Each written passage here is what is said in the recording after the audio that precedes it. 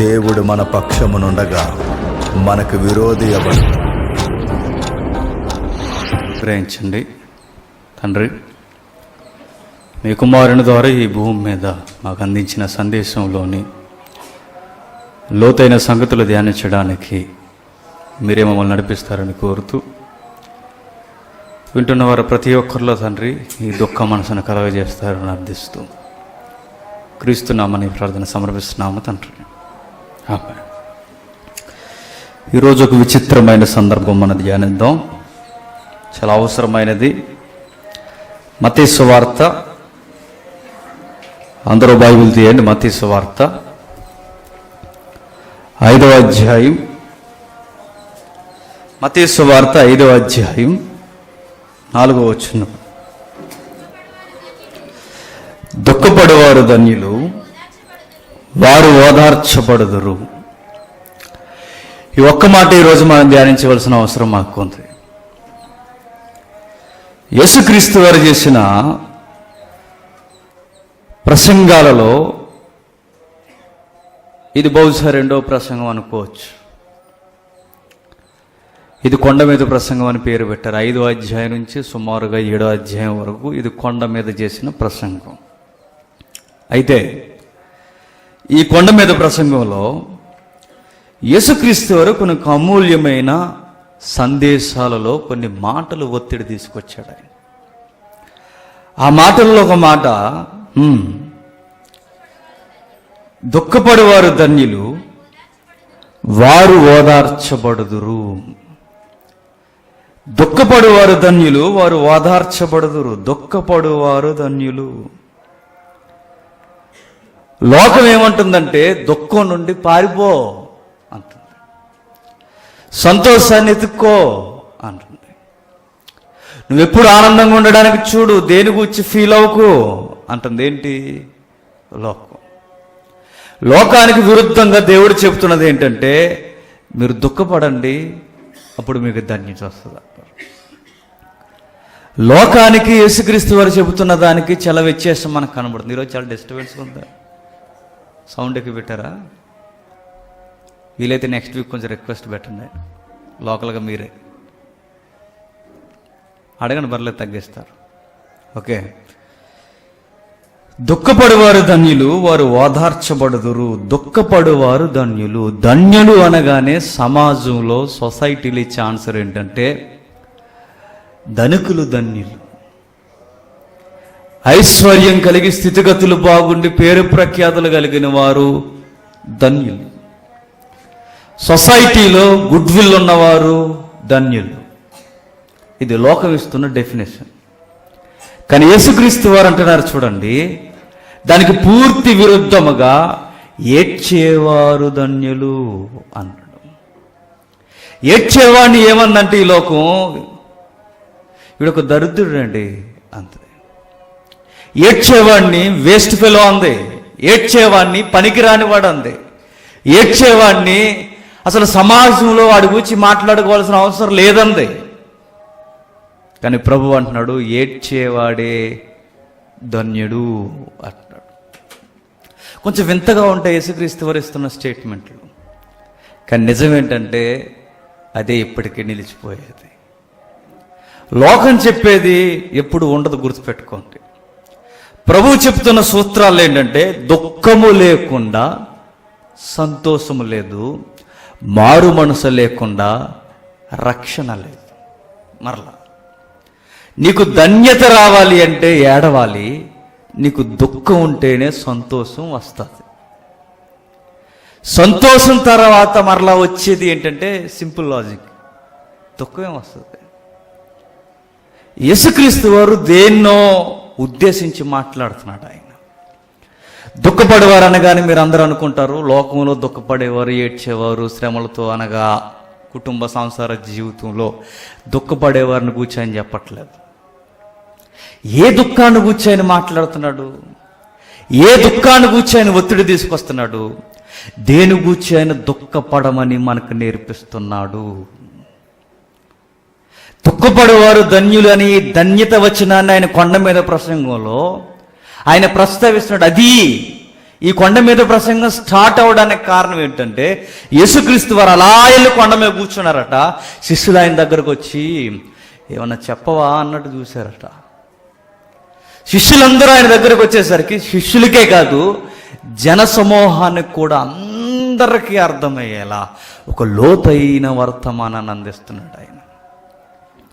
నిజానికి ఆయన మాట్లాడొచ్చు ప్రసంగం స్టార్టింగ్లోనే ప్రపంచంలో అనలా, మనం స్టార్ట్ చేస్తేనే ఆ పెద్ద పదాలు ఉపయోగిస్తాం. సమాజంలో అనలా, యేసుక్రీస్తు వారు దేని గురించి అని మాట్లాడుతున్నాడు చూడండి. మనం ఎప్పుడు ఎలా మాట్లాడతామంటే మనం వేరు, మనం ఏదో అన్నట్టు మాట్లాడతాం. కానీ యేసుక్రీస్తు వారిని చూడండి, ఒక వ్యక్తి దేవునితో ఎలా ఉండాలో అదే ఫస్ట్ స్టార్ట్ చేస్తున్నాడు. ఆయన స్టార్టింగ్ ఏమి చెప్తున్నాడో చూడండి. ఆత్మ విషయమై దీనులైన వారు ధన్యులు. ఆత్మ విషయమై దీనులైన వారు ధన్యులంటే, ఆత్మలో దీనులంటే, ఆత్మలో దీనత్వం అంటే, ఆ మాట మనకు అర్థం కావాలి అంటే ఈ రెండో మాట ఈజీగా మనకు అర్థం అవ్వాలి. ఈ రెండో మాట మనకు అర్థమైతే మిగిలిన మాటలన్నీ మనకి అర్థమైపోతాయి. దీనులైన వారు అనగానే బాగా వినండి, మౌనంగా ఉండేవారని కాదు, అలా డెఫినేషన్స్ ఇవ్వకండి. దీనులైన వారు అనగానే ఆయిల్ పెట్టుకుని పక్కపాపుడు తీసుకునేవాడు కాదు. దేనత్వం అంటే ఏంటంటే తక్కువ మాట్లాడడం అని కాదు. దేనత్వం అంటే తన ఆత్మ విషయంలో తన స్థితి ఏంటో, దేవుని ఎదురు తన పరిస్థితి ఏంటో గుర్తించుకునేవాడు దేనత్వం. అర్థం కాలేదు కదూ, అందుకే ఈ రెండో వచనం, అదే రెండవ మాట. దుఃఖపడేవారు ధన్యులు, వారు ఓదార్చబడుదురు. బాగా వినండి, దుఃఖపడితే ధన్యత వస్తుంది అంటున్నాడు. ఇప్పుడు మనకు వచ్చే బిగ్గెస్ట్ క్వశ్చన్ ఏంటంటే ఎలా దుఃఖపడాలి? మౌత్ పెట్టుకుని అందరి ముందు ఏడవాలా, లేకపోతే ఇలా పబ్లిసిటీ చేసుకోవాలా? నేను ఏడుస్తున్నానని నా ముఖం వికారంగా పెట్టుకొని నేను ఫీల్ అవుతున్నాను తెలుసా అన్నట్టు జీవిస్తాం కొన్నిసార్లు మనం. కొంతమంది కావాలని ముఖం పెడతారు, దాని అర్థం ఏంటి? నేను ఫీల్ అవుతున్నానని నువ్వు నన్ను గుర్తించు అని దాని అర్థం. ఎటురు ఎలా ఉన్నావు అని అనేంత వరకు ఆడ మొహం అలానే ఉంటుంది. ఎటురే డల్లా కనబడుతున్నావు అని అనాలి. అలా అనలేదనుకోండి మనకి ఇంకా అర్థమయ్యేలా, రే తిందారంటే తినరా అంటాడు. అంటే ఏరా అని మనం అడిగినప్పుడు అతని ఫీలింగ్ మనకు అర్థం అవ్వాలన్నమాట. నేను చాలా ఒత్తిడిలో ఉన్నాను అని. దుఃఖపడ్డవంటిదా? ప్రభు అలాంటివి చెప్పడు. దుఃఖపడేవారు ధన్యులు అంటే లోకంలో మనం ఏదో నీరసించిపోయినట్టుగా ఉండడం కాదు. దుఃఖపడేవారు ధన్యులు అని నా ధన్య జీవితాన్ని గురించి ఆయన మాట్లాడుతున్నాడు. అంటే నాకు ఎలా దుఃఖపడాలో అర్జెంటుగా తెలియాలి. అది తెలియకపోతేనట నేను దేవుని ఎదుట సరి అయిన దృక్కోణంలో లేనట. దృక్కోణం అనగానే రకరకాల డెఫినేషన్స్ ఇవ్వకండి. దృక్కోణం అనగానే ఏకకోణంలో అని. ఆయన కేంద్రీకరించి చూస్తున్నప్పుడు, ఆయన కేంద్రీకరించి మన మీద మనసు పెడుతున్నప్పుడు మనం ఎలా ఉండాలో దేవుడు చూస్తాడట. ఇశ్రాయేలీయులు బాగా గుర్తించండి, దుఃఖపడడానికి కొన్ని భంగిమలు చేసేవారు. వాళ్ళు బూడిద జల్లుకోవడం, గోనె బట్టలు కట్టుకోవడం, వస్త్రాలు ఇలా చింపుకున్న తర్వాత దేన మొక్కాన పెట్టుకుని సమాజంలో కూర్చొని రొమ్ములు బాదుకోవడం. ఇది దుఃఖపడడం అన్నట్టు వాళ్ళు వ్యక్తీకరించారు. భక్తికి డెఫినేషన్ ఇచ్చారు. అది ఒక విధముగా తగ్గించుకోవడమే, కానీ ఆ తగ్గించుకోవడమే బాహాటపు ప్రదర్శన అయిపోయింది. ఎప్పుడు గుర్తుపెట్టుకోండి, బాహాటపు ప్రదర్శన దేవుని ఎదుట ఎట్లా ఉంటుందో తెలుసా? చాలా చండాలంగా ఉంటుంది. ఈరోజు మనకు అర్థం కావాలి. ఈరోజు భక్తి అనగానే తార్కాణాలు ఏమిస్తున్నారంటే సమాజం మనల్ని చూడాలి, సమాజం మనల్ని గుర్తించాలి, ఇటు చాలా మంచోడని మనల్ని గుర్తించాలి అన్నట్టుగా మన ఫీల్ ఉంది ఈరోజు. అలానే చేస్తున్నాం, అలాగే వ్యవహరిస్తున్నాం. ఇవన్నీ అక్కడ వరకు ఎందుకండి, క్రిస్టియానిటీలో ఎవరికైనా చిన్న సహాయం చేస్తే ఎంత పబ్లిసిటీ చేస్తున్నాం మనం. అరే నువ్వు వచ్చింది ఎవరికి తెలియకూడదన్నా కానీ పబ్లిసిటీ చేస్తున్నావంటే భక్తి రోజు రోజుకి నీరసించిపోతుంది అన్నమాట. అందుకే ఇలాంటి భంగిములు చేసేవాడిని లేదా ఇలాంటి ప్రదర్శన చేసేవాడిని ఏమని అడుగుతున్నాడు చూడండి ఒకసారి. క్రీస్తు పూర్వం నుండే యోవేలు గ్రంథం 2వ అధ్యాయం, యోవేలు గ్రంథం 2వ అధ్యాయం 13వ వచనం. యోవేలు గ్రంథం 2వ అధ్యాయం 13వ వచనం. ఓషియా తర్వాత ఉంటుంది. మీకు ఎక్కాలు అప్పచెప్పించుకున్నట్టు అప్పచెప్పించుకోవాలి పుస్తకాలు ఈసారి. 2వ అధ్యాయం 13వ వచనం. మీ దేవుడైన యెహోవా కరుణా వాత్సల్యము గలవాడును శాంతమూర్తియు అత్యంత కృపగలవాడునయ్యుండి తాను చేయనుద్దేశించిన కీడును చేయక పశ్చాత్తాపపడును గనక మీ వస్త్రములను కాక మీ హృదయములను చింపుకొని ఆయన తట్టు తిరుగుడి. దుఃఖపడేవారు ధన్యులు అనగానే ప్రభు ఇస్తున్న మరొక మాట ఏంటంటే, క్రీస్తు పూర్వమే ఆయనకి మీరు నచ్చాలి అంటే వ్యక్తి ద్వారా ప్రేరేపించి మాట్లాడుతున్న మాటలు ఇవి. ఈ గ్రంథకర్త ద్వారా ప్రేరేపించి మాట్లాడుతున్న మాటలు ఇవి. ఏమని రాస్తున్నాడు చూడండి. మీరు చింపుకోవలసింది, మీరు ప్రదర్శన చేయవలసింది సమాజంలో కాదు, మీరు చింపుకోవలసింది మీ హృదయాన్ని, మీ గుండెల్ని చించుకోండి. ఆయన ఎదుట ఒప్పుకోండి, మీ గుండెలు బాదుకోండి, మీ హృదయాన్ని ఇరిగి నలిగే హృదయంగా మార్చుకోండి. అప్పుడు ఆయనకు నచ్చుతారు మీరు. అంటే దుఃఖపడేవారు అనగానే వారంట వస్త్రాలు చింపుకొని బూడిదలో కూర్చునేవారట. ఎవరు? మన పితరులు ఇశ్రాయేలీయులు. దుఃఖపడేవారు అనగానే భంగి ప్రదర్శన చేశారు. కానీ ఈ రోజు చూడండి, ఆ రోజు చూడండి, యేసుక్రీస్తు వారు అంటున్నాడు, దుఃఖపడడం మీకు తెలియాలి అంటున్నాడు. అంటే దుఃఖపడేవారి పట్ల దేవుడట కేంద్రీకరించి చూస్తాడట. మీకు అర్థమవుతుందో లేదో, యాకోబు జీవితంలో చాలాసార్లు చదివాం. అది ఎన్నో ప్రసంగాల్లో ఒత్తిడి తీసుకొచ్చాం. నాకెప్పుడు దోబుల్చులాడే ప్రశ్న ఏంటంటే, యాకోబుని యాకోబుతో పెడుగులాడుతున్నది ఎవరో మనకు తెలుసు. ఎవరు? దేవదూత అని మాత్రమే మర్చిపోతాం మనం. ఆయన యేసుక్రీస్తు కూడా. యేసుక్రీస్తు వారు ఆయనతో పెనుగులాడుతున్నప్పుడు బాగానండి, యేసుక్రీస్తు వారు అంటాడు, నన్ను ఎలానే అంటాడు. నిజానికి మనం చదువుతున్నప్పుడు మనం ఎలా ఫీల్ అవుతామంటే, ఆయనకి రిక్వెస్ట్ పెట్టమంటే ఒక తండ్రిదండ్రితో ఎగిరిపోతాడు. ఎవరు? యాకోబు. ఆయనకి మనం ఆయనకి ఈయన రిక్వెస్ట్ పెట్టి నన్ను ఎల్లని అని అంటే, ఈయన ఎల్లని అని అడుగుతున్నాడంటే ఎల్లనీనంత బలవంతుడా యాకోబు అన్న ప్రశ్న వస్తుంది చూడండి. అంటే ఆ ఫైట్ సీన్ మనం ఊహించుకునేసరికి మనకు ఎలా ఉంటుందంటే, అబ్బో యాకోబు మంచి శరీర దారుఢ్యం గలవాడన్నమాట. నన్ను ఎల్లని అంటున్నాడంటే దేవుణ్ణి అడ్డుకునేంత బలమా ఇతనికి? దేవుని యొక్క మహిమని అడ్డుకునేంత బలమా? అయినా యాకోబు నన్ను ఎల్లని అనడం ఏంటి? ఈయన వెళ్ళిపోక లే అంటే పక్కపోడు, ఎగిరిపోడు. కానీ యాకోబుడు ఎందుకు అంత రిక్వెస్ట్గా మాట్లాడుతున్నాడంటే, సీన్ ఒకటి జరుగుతుందండి అక్కడ. యాకోబుని గురించి ఏమని రాయబడిందంటే, యాకోబు మగసిరి గలవాడని ఉంది. మగసిరి గలవాడంటే అదే ఈరోజు మనకు డిఫరెన్స్. ఆ వ్యత్యాసం మనకు తెలియాలి. కొండ మీద ప్రసంగంలో యేసుక్రీస్తు వారు మగసిరి కొరకు మాట్లాడాడు.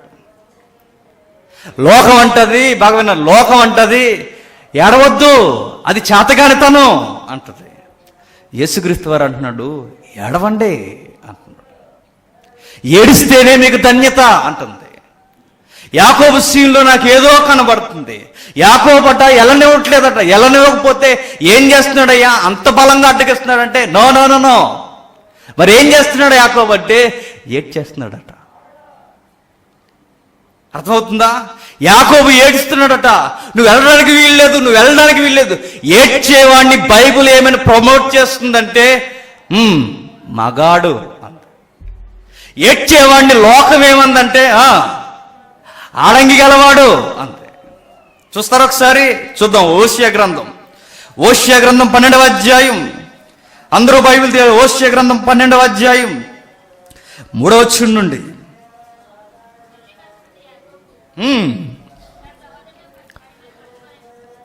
గట్టిగా చదివే.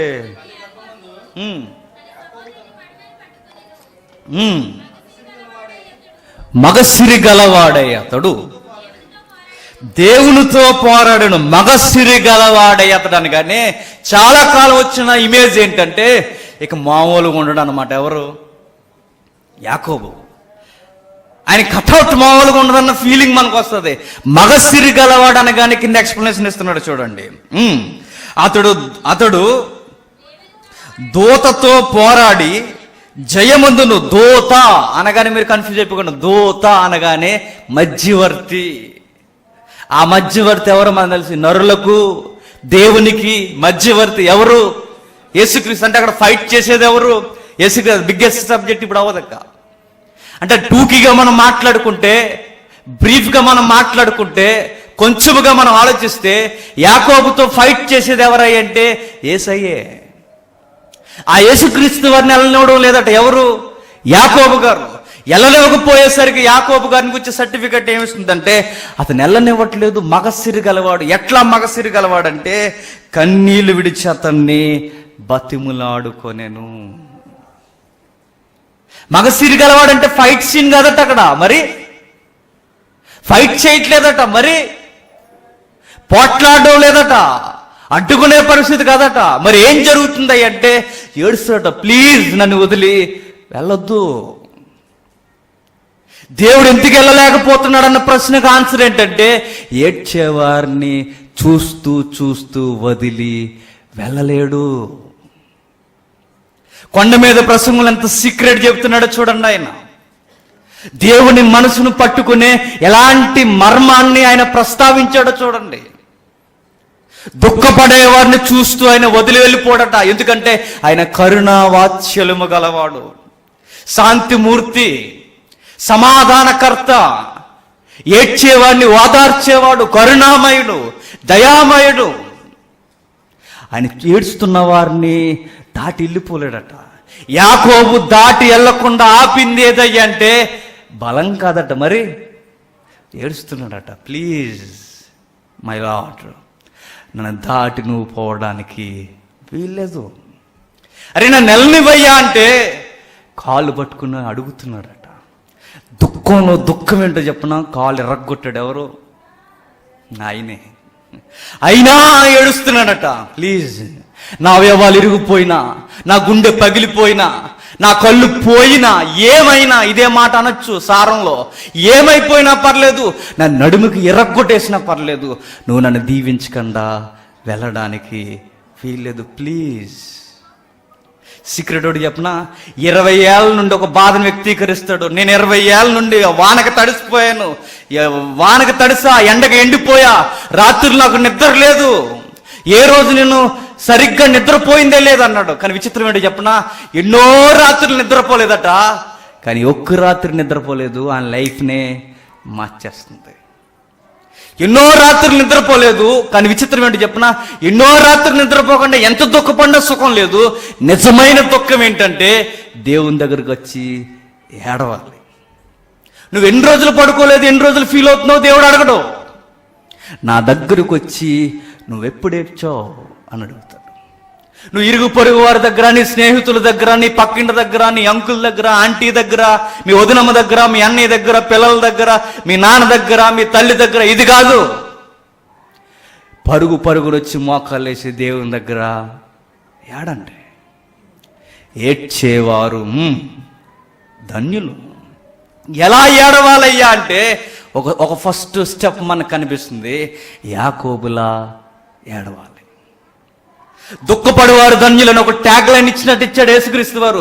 దాని లోపేంటో మనకు తెలియాలంటే ఈ దివ్య గ్రంథాన్ని మనం పరిశీలిస్తున్నప్పుడు ఎలా ఏడవాలో నాకు నేర్పిస్తుంది. మీ ముందు నేను ఏడవలసిన అవసరం లేదు, నా ముందు మీరు ఏడవలసిన అవసరం లేదు. మనం ఏడ్చే గడియలు ఉంటాయట, అది ఎవరి ఎదుట ఏడవాలట?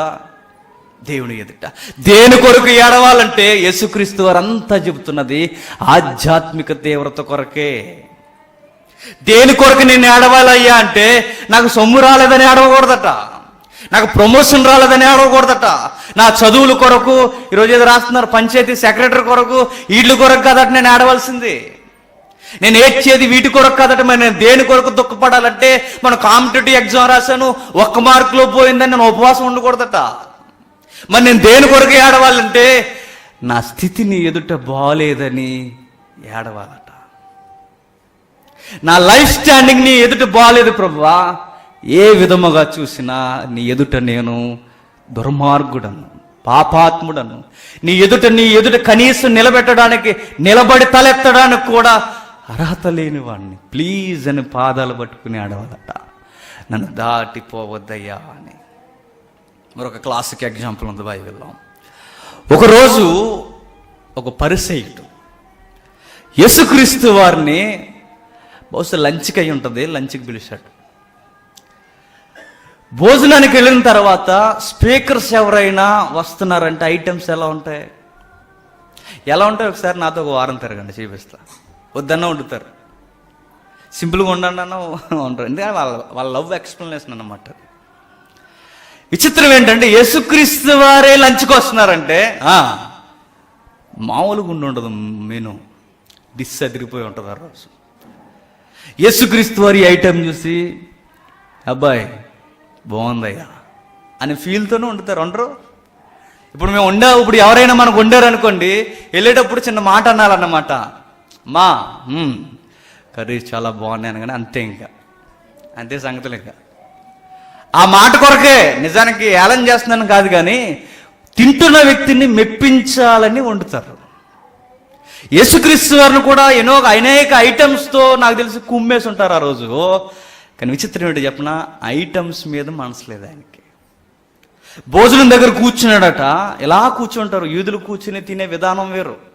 వజ్రాసనం తెలుసు కదా, వజ్రాసనం తెలీదా? తెలియకపోతే అయిన తర్వాత కనబండి వేయిస్తాను.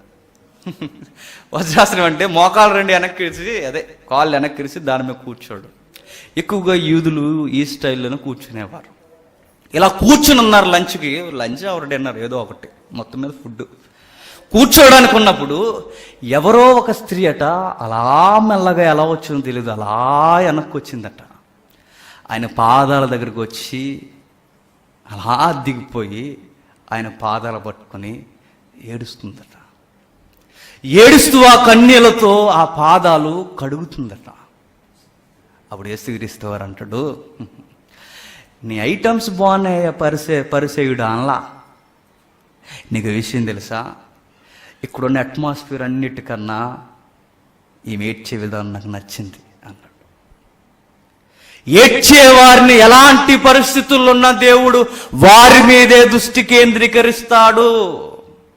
చూద్దాం ఒకసారి లూకా సువార్త 7వ అధ్యాయం, లూకా సువార్త 7వ అధ్యాయం సందర్భంతో చూద్దాం. ఈ 36వ వచనం నుండి, పరిసయ్యులలో ఒకడు తనతో కూడా భోజనం చేయవలనని ఆయన అడిగను. ఆయన పరిసయ్యుని ఇంటికి వెళ్ళి భోజన పక్తిని కూర్చుని ఉండగా ఆ ఊర్లో ఉన్న పాపాత్మురాలైన ఒక స్త్రీ, ఎవరియుడా, ఎలా ఏడవాలి, దేని కొరకు ఏడవాలి, దుఃఖపడేవారు ధన్యులని యేసుక్రీస్తు చెబితే ఎలా దుఃఖపడాలో నాకు పెద్ద ప్రశ్న ఎదురవుతే, దేని కొరకు దుఃఖపడాలో నాకు ప్రశ్నల పరంపర నన్ను కొనసాగిస్తే ఎలా దుఃఖపడాలో మరొక సందర్భం దివ్య గ్రంథం మనకు చెబుతుంది.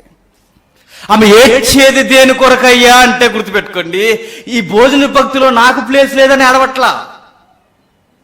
మన ముఖం ఎక్కడ చిన్నపోద్ది, ఆడికి ప్లేట్ పెట్టే మనకు ప్లేట్ పెట్టకపోతే అయిపోద్ది, ఇంకంతే. ఒక గట్టి ఆయనకి ఎక్కువ వేసామంటే ఇంకొద్దు, నాకు వద్దని చెప్పానా అంటాం మనం. ఎందుకు, నువ్వు వేసేటప్పుడు సమానంగా వేయాలి, అతను ఇంట్రెస్ట్గా చూసి నన్ను తక్కువ చూడటం ఏంటి? ఈ విధమైన దుఃఖ వ్యక్తీకరణ కాదు ఆవిడది. తిండిగోల కాదు, ప్లేస్ కోసం కాదు, గౌరవం కోసం కాదు. తన వారి మధ్య, అది పరిశైలి మధ్య, ఇలాంటి పెద్ద మనుషుల మధ్య ఆవిడకున్న ట్యాగ్ ఏంటంటే ఆ ఊర్లో పాపాత్మురాలు. ఛీ ఆవిడ అంటారు అందరూ. ఏంటి ఆవిడ అని అడుగుతారు. అలాంటి ఆవిడ ఏడుస్తూ వచ్చేసిందట. ఎక్కడికి వచ్చింది? మినిమం ఎవరైనా ఉంటే ఆ టైంలో తిడతాం మనం, ఏమమ్మా బుద్ధి లేకుండా భోజనం చేస్తుంటే స్పీకర్స్ కనీసం అంటామా, పనిచేస్తుందని నీకు అంటాం. ఏంటది? సెన్స్. అవునండి మాట్లాడదురు కానీ ఏంటి, ఎందుకు అలా డిస్టర్బ్ చేసేస్తారు అంటే ప్రభు అంటాడంట, నువ్వు ఎక్కువ చేయకంటాడట మనల్ని. ఎవరిని? మనల్ని. ఎందుకు ఏమంటాడంటే, ఎందుకు అలా అంటాడంటే గుర్తుపెట్టుకోండి, యేసుక్రీస్తు వారు భోజనం దగ్గర ఆమె వచ్చి ఏడుస్తున్నప్పుడు డిస్టర్బ్ ఫీల్ అవ్వట్లేదట. భోజనం కన్నా ఆయన ఎక్కువ ఆకర్షించేది ఏంటో చెప్పిన, ఆమె కన్నీళ్ళు. నిజానికి భోజనం దగ్గర మన మైండ్ ఎవరైనా డిస్టర్బ్ చేస్తే ఆ టైంలో ఫోన్ వచ్చినా మనకు కరెక్ట్గా భోజనం టైంలో చేస్తాడు కంపెనీ వాడు ఫోను. చి అన్నాడు చూస్తాం మనం ఫోన్ వైపు. కరెక్ట్గా భోజనం టైంలో ఎవరైనా ఫోన్ చేశారు అనుకోండి, అప్పుడు ఎలా ఉంటుంది చెప్పండి? మంచిగా ఆకలేస్తున్నప్పుడు, మంచి ఐటమ్స్ కళ్ళ ముందు ఉన్నప్పుడు లాగి ఫోన్ వాడు కింద కొట్టాలనిపిస్తుంది. కానీ విచిత్రం ఏంటో చెప్పనా, ఆయన ఆహారం తినే టైంలో కూడా భూమి మీద ఉన్నప్పుడు ఏడుస్తున్న ఆ ఏడుపే ఆయనకి కడుపు నిండుగా అనిపిస్తుంది. చూడండి ఇంకా కిందకి పరుసేని ఇంట భోజనం చేయుచున్నాడని తెలుసుకున్న ఒక స్త్రీ బుడ్డతో అత్తరు తీసుకుని వచ్చి వెనక తొట్టు ఆయన పాదముల యొద్ద నిలబడి ఏడ్చుచు కన్నీళ్లతో ఆయన పాదములు తడిపి తన తల వెంట్రుకలతో తుడిచి ఆయన పాదములు ముద్దు పెట్టుకుని అత్తరు వాటికి పూసెను. ఆయనను పిలిచిన పరిచయుడు అది చూసి, ఈయన ప్రవక్త అయిన తను ముట్టుకుని స్త్రీ ఎవతో ఎటువంటిదో ఎరుగుయుండును, అది పాపాత్మురాలని తనలో తాను అనుకొనెను. జరిగిన కార్యము కాదట. మరేం చూస్తున్నారు? అసలు ఈయనేంటో తెలుసుకోవడానికి, వచ్చిన స్త్రీ యొక్క స్టాండింగ్ ఏంటో తెలుసుకోవడానికి ఎన్ని మాటలు ప్రయోగిస్తూ మనసులో తలపోస్తున్నారు చూడండి. అప్పుడు యేసుక్రీస్తు వారు అంటున్నాడు కిందికి. అందుకు యేసు, సీమోను, నీతో ఒక మాట చెప్పవల్లని ఉన్నాను, నువ్వు పెట్టిన ఫుడ్ అదిరిపోయిందయ్యా అనలా. ఏం చెప్పాలనుకుంటున్నాడు చూడండి. అతడు బోధకుడా. అప్పుడు యేసు, అప్పు ఇంచు ఒకనికి 2 రుణస్థులు ఉండిరి, వారిలో ఒకరికి 500 దేనారములు మరి ఒకరికి 700 దేనారములను అచ్చి ఉండిరి. అప్పు తీర్చుటకు వారి వద్దకు ఏమీ లేకపోయిన కనుక అతడు వారిద్దరిని క్షమించెను. కాబట్టి వీరిలో ఎవడు అతనికి ఎక్కువగా ప్రేమించునో చెప్పమని అడిగాను. అందుకు సీమోను, అతడు ఎవరికి ఎక్కువ క్షమించునో వాడే అని నాకు తోచుచున్నదని చెప్పగా ఆయన, నీవు సరిగ్గా యోచించవని అతనితో చెప్పి అప్పుడు ఎక్స్ప్లెయిన్ చేస్తున్నాడు చూడండి. ఆ స్త్రీ వైపు తిరిగి సీమోను తిట్లను, ఈ స్త్రీ చూచుచున్నావే, నేను నీ ఇంటిలోనికి రాగానే నీవు నా పాదములకు నీళ్ళేయలేదు, కానీ తన కన్నీళ్లతో నా పాదములు తడివి తన తల వెంట్రుకలతో తుడిచెను. దేవుడు కోడుకునే ఆ గౌరవం వెంట చూడండి. నువ్వు కనీసం నా కాలు కడుక్కోవడానికి నీళ్ళివ్వలా. ఒకవేళ నువ్వు నీళ్ళు ఇచ్చిన దానికన్నా ఎక్కువ ఏదనుకుంటున్నా తెలుసా? కన్నీళ్లతో నా కాళ్ళు తుడిసింది, పాదాలు కడిగింది చూసావా, అది ఎక్కువ అయ్యా. నువ్వు నన్ను భోజనానికి పిలిచి ఇంత నన్ను గౌరవిస్తున్నావు, నీకన్నా ఎక్కువ గౌరవం నేను మనసు నుంచి కోరుకున్నది ఏంటంటే తన పాపాలు ఒప్పుకోవడం. దేవునికి ఎన్ని ఐటమ్స్ ఇస్తున్నావు అన్నది ముఖ్యం కాదట. మరి అలా వద్దని కాదు, ఇవ్వడం మంచిదే, సేవ మంచిదే కాదంట్లా. దానికన్నా ముఖ్యమైనది ఏంటంటే నీ గూర్చి ఆయన ఎదుట ఏడవాలి. పాపాత్ముడు ప్రభువా, ఏ విధముగా నిన్ను బతిమలాడుకోవాలో నాకు తెలియట్లేదంది ఆ స్త్రీ. తన కన్నీళ్ళు. స్త్రీలకి సొగసేంటి చెప్పండి? స్త్రీలకు అందం ఏంటి? తల. అలాంటి అందాన్ని తెచ్చి యేసుక్రీస్తు పాదాల మీద పడేసి, నాందో నీ పాదాలకి దాసోహం అంది. పాపాత్మురాలు మరేం చేసిందో, ఆమె జీవితంలో ఎన్ని రహస్యాలు ఉన్నాయో. యేసుక్రీస్తు వారి దగ్గర ఎలా ఏడవాలో మనకు తెలియాలంటే ఈ పాపాత్మురాలులా మనం ఏడవాలని మొదటి అడుగు మనకు పరిచయం చేస్తుంది. ఎందుకు ఏడవాలయ్యా అంటే ఇంతకు ముందు అడుగు మనకు నేర్పుతుంది. మగాడు ఏడుస్తాడు. యాకోబు మగసిరి గలవాడు గనక ఏడుస్తున్నాడు. మనకు విచిత్రం ఏంటో చెప్పనా? పొడుకొల్లు నడుపుకోవడం తప్ప నిజంగా తడుకొల్లు చేసుకునే అలవాటు మనకెప్పుడు లేదు. ఒక భక్తుడు ఏమంటాడంటే, కనీసం ప్రార్థనలో ఏ రోజు ఏడవకుండా చచ్చిపోయే క్రైస్తవులు అనేక మందట. నేను అడుగుతున్నాను, మన లైఫ్లో ఏ రోజన్నా ఎవరో కొట్టినట్టు ఎక్కెక్కి దేవుని దగ్గర ఏడ్చామా? ఆ ఎక్స్పీరియన్స్ మనకుందా? లేదు. ఇలాంటి చర్చిలో ప్రేరిస్తే ఏడుస్తాం, ఏడవకపోతే బాగోదని. వీడికి లోతైన ప్రార్థన లేదని మనల్ని అంటారని అప్పుడు ఏడుస్తాం అన్నమాట. విచిత్రం ఏంటో చెప్పనా? ఇక్కడ ఏడవద్దని నేను చెప్పట్లేదు, దీనికన్నా ఎక్కువగా నువ్వేంటో నీకు కనబడతా ఉంటావు, నువ్వేంటో నీకు అర్థమవుతూ ఉంటావు, అది నీకు చెబుతూ ఉంటుంది. ఏడెళ్ళు దేవుని దగ్గరికి. మన లక్ష్మీవారు మీకు చెప్పాను, దేవుడు లోపల ఒకటి పెట్టాడు, దాని పేరేంటి? మనస్సాక్షి. అది అంటదట రాత్రులు, బుద్ధి లేదు అలా పడుకుంటున్నావు లే అంటదట. అది లేచి పక్కన కూర్చుంటుందట, నాకు నిద్ర రావట్లేదు అని. మరి ఏం చేయమంటావు అంటే, నాకు ఆన్సర్ చేయి అని అడుగుతుందట. ఏం ఆన్సర్ చేయాలంటే, నువ్వు చేసే మామూలు పనులరా అని అడుగుతుందట. మొన్న అలా చేసావు, నిన్ను ఎలా చేసావు, వాళ్ళకి అలా చేసావు, ఇది లోపల నా నుంచి ఎన్నో సమాధానం లేని ప్రశ్నలు ఆ మనసు చెప్తుందట, మనసువేనా అని. అప్పుడు నాకు నేర్పించేది ఏంటంటే, దేవుని దగ్గరికి వెళ్ళి ఏడవాలి. తప్పు చేశానయ్యా, తప్పు చేశాను, నా అతిక్రమములన్నీ నాకు తెలిసే ఉన్నవి, నాకు అర్థమవుతుంది, నాకు అర్థమయ్యేలా ఆ సెన్స్ నాకు ఇచ్చావు, నాకు అర్థమవుతుంది ప్రభువా అని ఏడవాలి. అందుకే స్త్రీ వచ్చి ఏడుస్తుంది చూడండి. ఇంకా కిందకి, నీవు నన్ను ముద్దు పెట్టుకోలేదు కానీ నేను లోపలికి వచ్చినప్పుడు ఈమె నా పాదములను ముద్దు పెట్టుకొనుట మానలేదు. మినిమం రెస్పాన్సిబిలిటీ, లేదా తాత్కాలికంగా నువ్వు తెలుసుకోవాల్సిన, లేదా మినిమం అంటే సింపుల్గా అతిథి సత్కారం అంటారు దాన్ని. కాలు కడుక్కోవడానికి, హగ్గించుకోవడం, మిడిల్ శవం ఇచ్చుకుని కనీసం ముద్దు పెట్టుకుని వెల్కమ్ చెప్పాలి, నువ్వు అవేమీ చేయలా. కానీ స్త్రీ వచ్చిన దగ్గర నుంచి నా పాదాలు ముద్దాడుతూనే ఉంటాయి. సీమోను వంటకు భోజనానికి రమ్మన్నాడు, యేసుక్రీస్తుని మెప్పిద్దాం అనుకున్నాడేమో భోజనం చేత. భోజనానికి రమ్మని బలా అనిపించుకుందాం అనుకున్నాడేమో. కానీ యేసుక్రీస్తుకి భోజన భక్తి కన్నా ఆకలి దప్పులతో ఏడ్చేవారంటేనే ఆయనకి ఇష్టం. దుఃఖపడేవారు ధన్యులు అనగానే ఎలా ధన్య జీవితం మీద అయిందంటే 47వ వచనంలో చెప్తున్నాడు చూడండి. ఆమె విస్తారముగా ప్రేమించను గనుక ఆమె యొక్క విస్తారమైన పాపములు క్షమింపబడినని నీతో చెప్పుచున్నానని, ఎవనికి కొంచెముగా క్షమింపబడినో కొంచెముగా ప్రేమించినని చెప్పి నీ పాపములు క్షమింపబడి ఉన్నవని ఆమెతో అనేను. సీమోను పేతురుకు ఆన్సర్ ఇస్తూ ఆమెతో మాట్లాడుతున్నారు చూడండి. సీమోను పేతురు, ఆమెను క్షమించానయ్యా. దుఃఖపడడం వల్ల, ఏడవడం వల్ల ఏమవుద్దయ్యా అంటే, నీ ప్రొఫైల్ అంట దేవుడట చింపేస్తాడట. నీ పాత రోత జీవితాన్ని దేవుడట చింపవతలు పడేసి ఒక మాట అంటాడట 50వ వచనంలో, నీ విశ్వాసము నిన్ను రక్షించెను.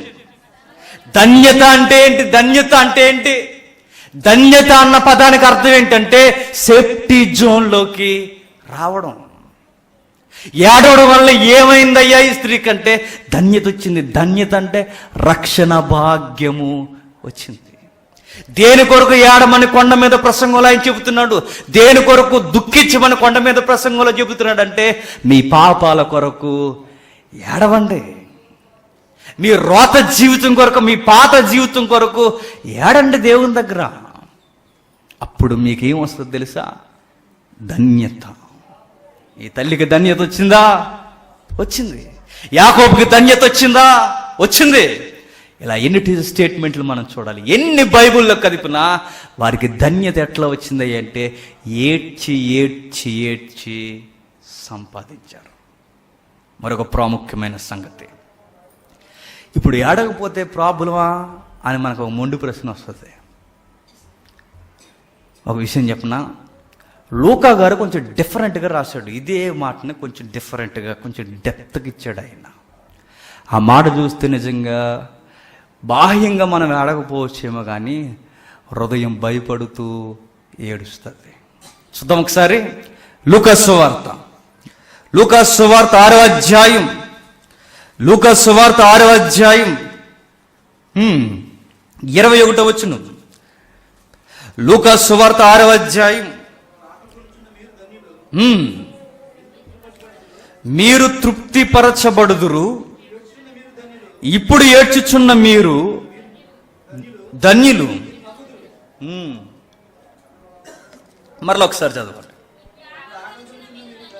ఇప్పుడు ఆకలి కొనుచున్న మీరు ధన్యులు, మీరు తృప్తిపరచబడుదురు, ఇప్పుడు ఏడ్చుచున్న మీరు ధన్యులు, మీరు నవ్వెదరు. మిమ్మల్ని అక్కడ ఏ మాట ఆకర్షిస్తుందో చెప్పండి. ఓపెన్గా నేను అడుగుతున్నాను.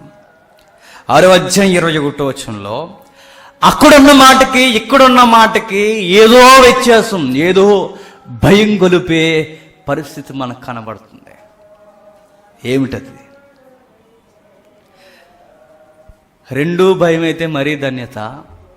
కానీ లూకా గారు చెబుతున్నారు, ఏదో భయాన్ని గొలిపే దాన్ని ప్రస్తావిస్తున్నారు. ఇప్పుడు అన్న పదం మీకు ఏమర్థం అవుతుంది చెప్పండి? ఇప్పుడు అంటే దాని అర్థం ఏంటో చెప్పనా?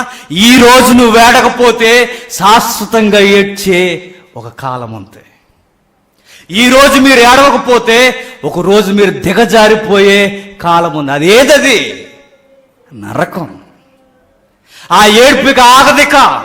ఈ రోజు మీరు ఏడవకపోతే, మీ పాపాల కొరకు, మీ రోత జీవితం కొరకు మీరు ఏడవకపోతే, మీరు రోదన చేయకపోతే, మీరు దుఃఖపడకపోతే, మీ లైఫ్ ఒక్కసారి ఎండింగ్లోకి వెళ్ళిపోతే ఆ నిత్యత్వపు నరకంలో కూడా నువ్వెప్పుడు ఏడవడే తప్ప ఆ ఏడుపుకి ప్రయోజనమేమీ లేదు. చూసారా? ఇప్పుడు ఏడ్చేవారు అంటే మనం ఎప్పుడు ఏడవాలని యేసుక్రీస్తు వారు కొండ మీద ప్రసంగంలో చెప్తున్నాడంటే, ఇప్పుడే, తక్షణమే మీ జీవితాల కొరకు, మీ పాపాల కొరకు, మీరు చేస్తున్న భయంకరమైన దుర్గతి కొరకు మీరు ఏడవండి. ఇప్పుడే ఏడవండి. యాకోబు అప్పుడే ఏడ్చాడు కనుక ఆయన జీవితంలో సరైన సమాధానం పొందుకున్నాడు.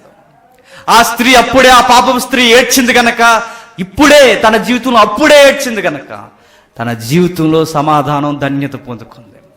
మనం ఇప్పుడు, ఎప్పుడు బతుకున్నంత కాలం ఆయన మోకాళ్ళ మీద, మనం ఆయన కాళ్ళ మీద పడి ఏడుస్తూనే ఉండాలి. ఎందుకంటే మనమంతా సీరియస్గా బతికేసే క్యాండిడేట్స్ కాదు కనుక, ఎవ్రీడే ఏదోలా మనం పాపం చేస్తుంటాం కనుక మనం ఏడవాలట. విచిత్రం ఏంటో చెప్పనా? బైబిల్లో ఒక మంచి మాట రాయబడ్డాడు. ఏడవడం వల్ల ఏంటన్నా అంటే, దేవుడట నిజంగా భలే ఉంటుందండి. ఆ మాట నేను చాలా ప్రసంగికుల నోట విన్నాను, కానీ ఏదో వాడిగా ఉపయోగిస్తారులే ఈ మాట అనుకునేవాడిని. నిజంగా ఈ లెసన్ మనం ప్రిపేర్ అవుతున్నప్పుడు, లేదా ఈ దృక్కోణంలో మనం ప్రయాణం చేస్తున్నప్పుడు కన్నీళ్లకు చాలా విలువ ఉంది. ఎవరి దగ్గర? దేవుని దగ్గర. చూద్దాం ఒకసారి. 56వ కీర్తన 56వ కీర్తన 8వ వచనం.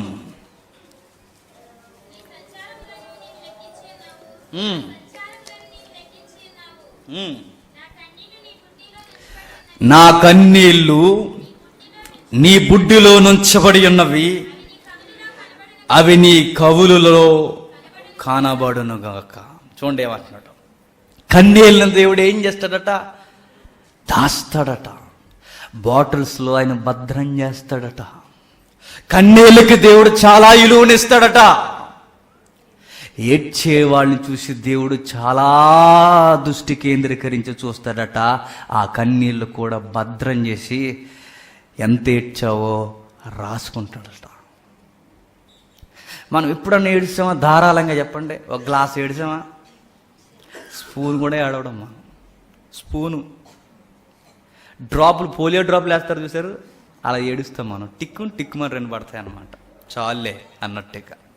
ఎవరన్నా ఇదే ఎక్కువ అన్నట్టు. కానీ విచిత్రం ఏంటో చెప్పండి, ఒకరోజు నేను అనుకుంటాను వచ్చిన చదువుతున్నప్పుడు, ఏడ్చే వాళ్ళందరూ బాటిల్స్ ఆ రోజు ఆ ఎవెన్లో తీసుకొచ్చాడు అనుకోండి, పరలోకంలో మనకు బాటిల్ ఉండదు. అయ్యో 2 చుక్కలు ఆ వారిని పడ్డ చూడండి ఆయన అంటారు. అక్కడ ఏడ్చే వాళ్ళు అందరూ భద్రం చేయబడ్డాయట, డాక్యుమెంట్స్లో రాశారట. వాళ్ళందరూ ఆ రోజు ఆ డెమో ఇచ్చినట్టు అలా ముందుకు వచ్చేసరికి నాదేదంటే ఎంటీ బాటిల్ ఇస్తారు మన చేతికి. ఆ రోజు ఏడుద్దామన్నా ఏమీ ఉండదు, అక్కడ కన్నీళ్ళు ఉండవు. అందుకే ప్రభువు చెప్తున్నాడు చూడండి, దుఃఖపడువారు ధన్యులు, ఏడవండి, ఒరిగేదేమీ లేదు. మీ జీవితంలో మీరు ఓడిపోయేదేమీ కాదు. మీరు ఏడవండి, ఏడవండి, ఏడవండి. ఏడ్చేవారు ధన్యులు. ఏడవడం ఎలా ధన్యత అంటే, నీ కన్నీళ్ళు కూడా దాస్తాడు. నీ రిక్వెస్ట్ మీద దేవుడు చాలా మమేకాన్ని పెంచుకుంటాడు. మరొక మంచి మాట, చక్కటి మాట ఉందో చూడండి. యెషయా గ్రంథం 57వ అధ్యాయం 57వ అధ్యాయం 15వ వచనం. యెషయా గ్రంథం 57వ అధ్యాయం 15వ వచనం. 15 మహాగణుడను మహోన్నతుడును పరిశుద్ధుడును నిత్య నివాసి అయిన వాడు ఇలాగూ సెలవిచ్చుచున్నాడు. ఎంత ఎంత సుదీర్ఘమైన ఎవరిన తర్వాత మాట అంటున్నాడు చూడండి గట్టిగా. 57:15 ఓకే. మహాగణుడును మహోన్నతుడు పరిశుద్ధుడు నిత్య నివాసి అయిన వాడు ఇలాగూ సెలవిచ్చుచున్నాడు. ఆయన యొక్క క్యాడర్ చెప్తున్నాడు చూడండి, ఆయన కెపాసిటీ చెప్తున్నాడు చూడండి. ఏమని? మహోన్నతుడు పరిశుద్ధుడు నిత్య నివాసి, నిత్య జీవితం కలిగిన వాడు, ఆది అంతము లేనివాడు, మహోన్నతుడు, గణుడు, పరిశుద్ధుడు, అలాంటి గంభీరమైన దేవుడట. సూక్ష్మంగా ఇసుక రేణువుల కంటే చిన్నవారైన వారి మీద మనసు పెడుతున్నాడంటే ఎందుకు కిందకి చెప్తున్నాడు చూడండి. నేను మహోన్నతమైన పరిశుద్ధ స్థలములో నివసించువాడను, అయినను వినయము గలవారి ప్రాణమును ఉజ్జీవింప చేయుటకును, నలిగిన వారి ప్రాణమును ఉజ్జీవింప చేయుటకును, వినయము గలవారి యొద్దకు, దేన మనసు గలవారి యొద్దకు నివసించుచున్నాను. చూసారా, ఎవరి దగ్గరికి ఆయన దిగిపోవాలనుకుంటున్నాడు? యాకోబు దగ్గర ఎందుకు వెళ్ళలేకపోతున్నాడు అయ్యా అంటే, ఆయన మనసు ఏంటంటే ఏడ్చేవారిని వదిలి వెళ్ళలేడు. ఏడ్చేవారిని చూస్తూ కూడా ఆ సింహాసనం మీదట కూర్చొని ఉండలేడట, దిగిపోతాడట. మాట్లాడాలనుకుంటాడట, సమాధానపరచాలనుకుంటాడట. ఆ పాపపు ఊబులో నుండి మనకు చెయ్యిచ్చి పైకి లేపాలనుకుంటాడట. ఎంత బాగుందో చూడండి. కొండ మీద ప్రసంగంలో ఏదో లైన్స్ చెప్పినట్టు చెప్పాడు, ఆయన సైడ్ హెడ్డింగ్లు చెప్పినట్టు చెప్పాడు. ఎవరు? యేసుక్రీస్తు వారు. దాని యొక్క థియరీ బైబిల్ నుంచి మనం తీయడం మొదలు పెడుతుంటే ఎంత లోతెస్తున్నాడు చూడండి దేవుడు. ఒకరోజు మరలా ఎంత ఇంపార్టెంటో, ఒకరోజు యేసుక్రీస్తు వారు శిలువ మీద సుమారుగా ఎన్ని మాటలు మాట్లాడారో క్రైస్తవ పండితులు లెక్కలేశారు. గుర్తుందా? ఎన్ని? 7. ప్రతి ఏడాది ఆ 7 మాటలు జ్ఞాపకం చేసుకోవడం సంఘానికి వాడుక. విచిత్రం ఏంటంటే 7 మాటలు సులువ మీద పడకాడు.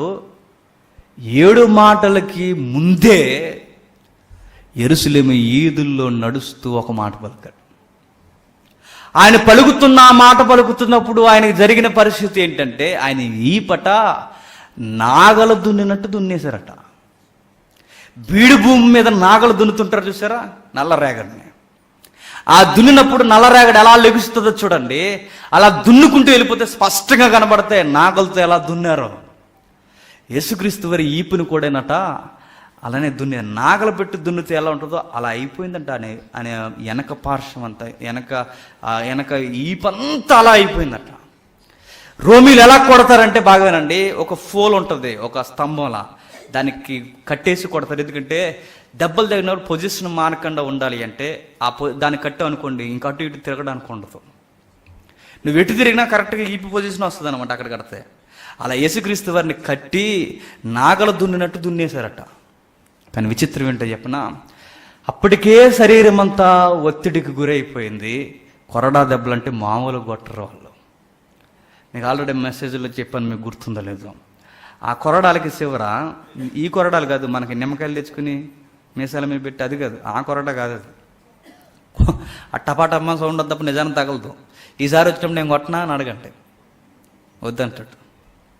ఆ కొరడాలు ఎలా ఉంటాయంటే ఇలా ఉంటాయి.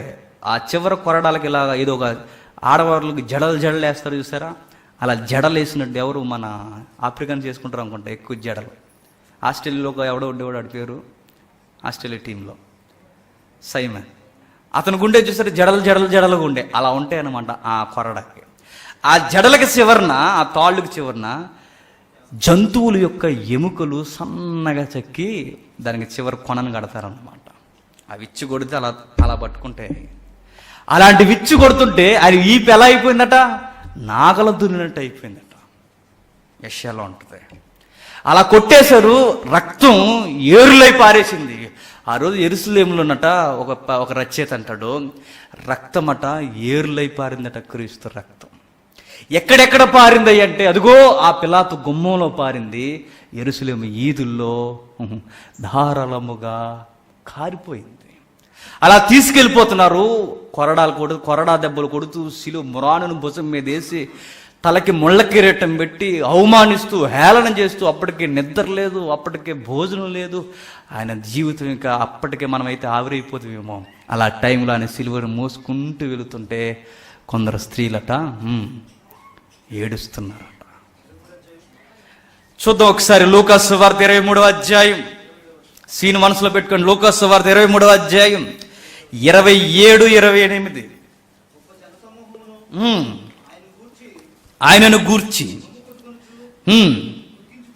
దుఃఖించుచు చాలా మంది స్త్రీలు ఆయన వెంబడించిరి. యేసు వారి వైపుకు తిరిగి, యెరూషలేము కుమార్తెలారా, నా నిమిత్తము ఏడవకుడి, మీ నిమిత్తము మీ పిల్లల నిమిత్తము ఏడవండి. బాగా వినండి. సిలువ మీద మాటలు ఎంత ఇంపార్టెంటో సిలువను మోస్తున్నప్పుడు కూడా అంతకన్నా ఇంపార్టెంట్ వర్డ్ ఇంకోటి వచ్చింది, యేసుక్రీస్తు నోట్ అంట.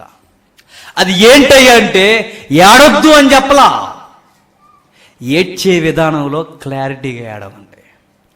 నా కోసం ఏడవద్దు, మరి మీ పాపాల కొరకు, మీ పిల్లల యొక్క భవిష్యత్తు కొరకు ఏడవండి, దుఃఖపడండి. ఏడవద్దని యేసుక్రీస్తు వారు చెప్పలేదు, సంతోషంగా ఉండండి, ఎవ్రీడే ఎంజాయ్ అలా. ఆయన కొండ మీద ప్రసంగం దగ్గర నుంచి కలవరి కొండ మీదకి సిలువ మోస్తున్నప్పుడు కూడా ఆయన అంటున్న మాట ఏంటంటే ఏడవండి, దుఃఖపడండి. కొండ మీద ప్రసంగంలో దుఃఖపడమని చెప్పాడు, కలవరిగిరికి వెళుతూ ఏడ్చేవాడిని ఏడవండి, అర్థవంతముగా ఏడవండి. నా శ్రమలు చూసి మీరు ఏడవద్దు. శ్రమ దినాల్లో ఎందుకు ఏడుస్తాం మనం? ఆయన కొట్టేశారని ఏడుస్తాం, అది ఆయనకి ఇంపుగా ఉండదట. శ్రమ దినాల్లో ఎందుకు ఏడవాలి అంటే గుర్తుపెట్టుకోండి, నా పాపాల కొరకు ఏడవాలట, నా జీవితం కొరకు ఏడవాలట. 40 రోజులు ఏడుస్తావా లేదా 400 రోజులు ఏడుస్తావా? ఏడ్చేది ఆయన కొరకు కాదు, మరి నా పాపాల కొరకు ఆయన ఎంతగా బలైపోయాడో ఏడు. నా జీవితం ఎంత దౌర్భాగ్యంగా ఉందో ఆయన దగ్గర ఏడ్చేయాలి. ఏడ్చేవారిని అంటే చూడండి, అంత శ్రమల మధ్య, అంత ఒత్తిడి మధ్య, అంత సైనికులు అవమానిస్తూ, సమాజంలో అంత హేళన చేస్తూ ఆయన భయంకరమైన మరణానికి దగ్గరకు తీసుకెళ్ళిపోతున్న టైంలో ఏడ్చేవాడు చూసి ఈ మాట చెప్పడం అంత అవసరమా అధ్యక్ష అంటే ఆయన అంటాడు, చాలా అవసరం అంటాడు. అలాంటి ఒత్తిడి మధ్య కూడా ఏడ్చేవారి మీద ఈయన మనసు పెడుతున్నాడంటే మరలా చెప్తుంది బైబుల్, ఏడ్చేవారి మీద దేవుని యొక్క దృష్టి ఎప్పుడు నిలుచుంటుందట. ఏడ్చేవాడిని చూసి ఏమంటారంటే ఈడు ఎవడండి సీడా అనుకుంటారు. క్రైస్తవులకి ఇల్లు ఎవరు తెలుసా ఎందుకు అర్ధరాత్రులు ఏడుస్తారని? రెంట్కి ఎవరు? ఒకరోజు వెంట ఆశ్చర్యపోయాను, ఎందుకు క్రైస్తవులకి ఇల్లు ఎవరంటే ఎవరు చచ్చినట్టు ఏడుస్తారండి వాళ్ళు అంటారు. ఎప్పుడు ఏడవడమే అంటారు. విచిత్రం ఏంటి చెప్పనా, వాళ్ళకి ఎలా ఉండాలంటే మంచి హోమ్ థియేటర్లో మంచి సాంగ్ వేసేసి, ఆడ పై బిల్డింగ్లో మనం ఉంటే కింద బిల్డింగ్ కూడిపోయేలాగా ఎగిరేసామనుకోండి, పిల్లలు చాలా హ్యాపీగా ఉంటారండి అని చెప్పుకుంటారు అన్నమాట. వాళ్ళు ఎదుర్కొంటానే కుప్పు గంతులు, కోతి గంతులు అన్నీ వేసేసుకుని తిరిగేస్తున్నాం అనుకోండి, చాలా ఎంజాయ్గా ఉంటారండి పిల్లలు అంటాం. కానీ విచిత్రం ఏంటి చెప్పనా, ప్రభు అంటున్నాడు ఏడవండి. అద్దె గుర్తుపెట్టుకోండి, చెట్టు కింద ఉండడమైన ప్రాముఖ్యమైన, కానీ ఏడ్చి మీరు ఏడవద్దు మా ఇంట్లో ఉంటా, ఇంట్లో ఉండకపోవడమే ధన్యత. రీసెంట్గా ఒక న్యూస్ చదివా, అందులో ఏం జరిగిందంటే ఒక అద్దింట్లో ఉంటున్నాడు ఆయన. ఆ అద్దింట్లో ఉంటే వాళ్ళ అమ్మ ఇంక చనిపోద్దని డిసైడ్ చేసేసారు. వాళ్ళ మమ్మీ చనిపోతుందని డిసైడ్ చేసింది గవర్నమెంట్ హాస్పిటల్లో. ఇంటికి తీసుకొచ్చితే ఖచ్చితంగా చచ్చిపోతుంది, డాక్టర్లు చెప్పారు తీసుకెళ్ళిపోండి చచ్చిపోతుంది అని. తీసుకెళ్ళిపోతే అద్దింట్లో శవం లేసింది అనుకోండి, ఊరుకోరు తెలుసా, టౌన్లో అస్సలు ఊరుకోరు. అందుకే ఏం చేయాలంటే గుర్తుపెట్టుకోండి, అద్దింట్లో శవం లేస్తే ఏమవుతుందో, ఏడిస్తే ఏమనుకుంటారని బతుకుండగానే వాళ్ళ తల్లిని శ్మశానంలో కప్పిటేశాడు. పేదవాణి యొక్క దరిద్రం ఎంత దరిద్రంగా ఉందో చూడండి. సరైన గూడు లేక తల్లిని కనీసం తీసుకెళ్లి ముందు పెట్టుకుని ఏడవడానికి కూడా సొసైటీలో స్వతంత్రం లేక బతుకుండగానే తల్లిని తీసుకెళ్ళిపోయి పూజ చేసి రొమ్ములు బాదుకుంటూ ఏడుస్తున్నాడు. ఎందుకు ఇలాంటి క్రూరమైన పని చేసావంటే నేను అద్దింట్లో ఉంటున్నానండి అన్నాడు. కానీ మీకు విషయం చెప్పనా, దానికన్నా గొప్పది ఏంటో చెప్పనా, తల్లి దగ్గర రొమ్ములు బాదుకుంటున్న గొప్ప ఏడుపు ఏంటంటే గుర్తుపెట్టుకోండి, నీ పాపాల కొరకు, నీ స్వజనుల కొరకు, నీ ఇంటి వారి కొరకు, ఈవెన్ చనిపోయిన మీ అమ్మ కొరకు కూడా నువ్వు ఏడవాలి. తప్పు చేశాం ప్రభువా, మా జీవితాలను ఒక్కసారి ధన్య జీవితాలుగా మార్చు. మా జీవితాలు రమ్యమైనవి కావు. అలా ఏడ్చేవారు ధన్యులట. మరలా జ్ఞాపకం చేసుకుందాం. దుఃఖపడేవారు ధన్యులు అంటే ఫస్ట్ క్వశ్చన్ మనకి ఎలా దుఃఖపడాలో తెలియాలి, ఎందుకు ధన్యతో తెలియాలి.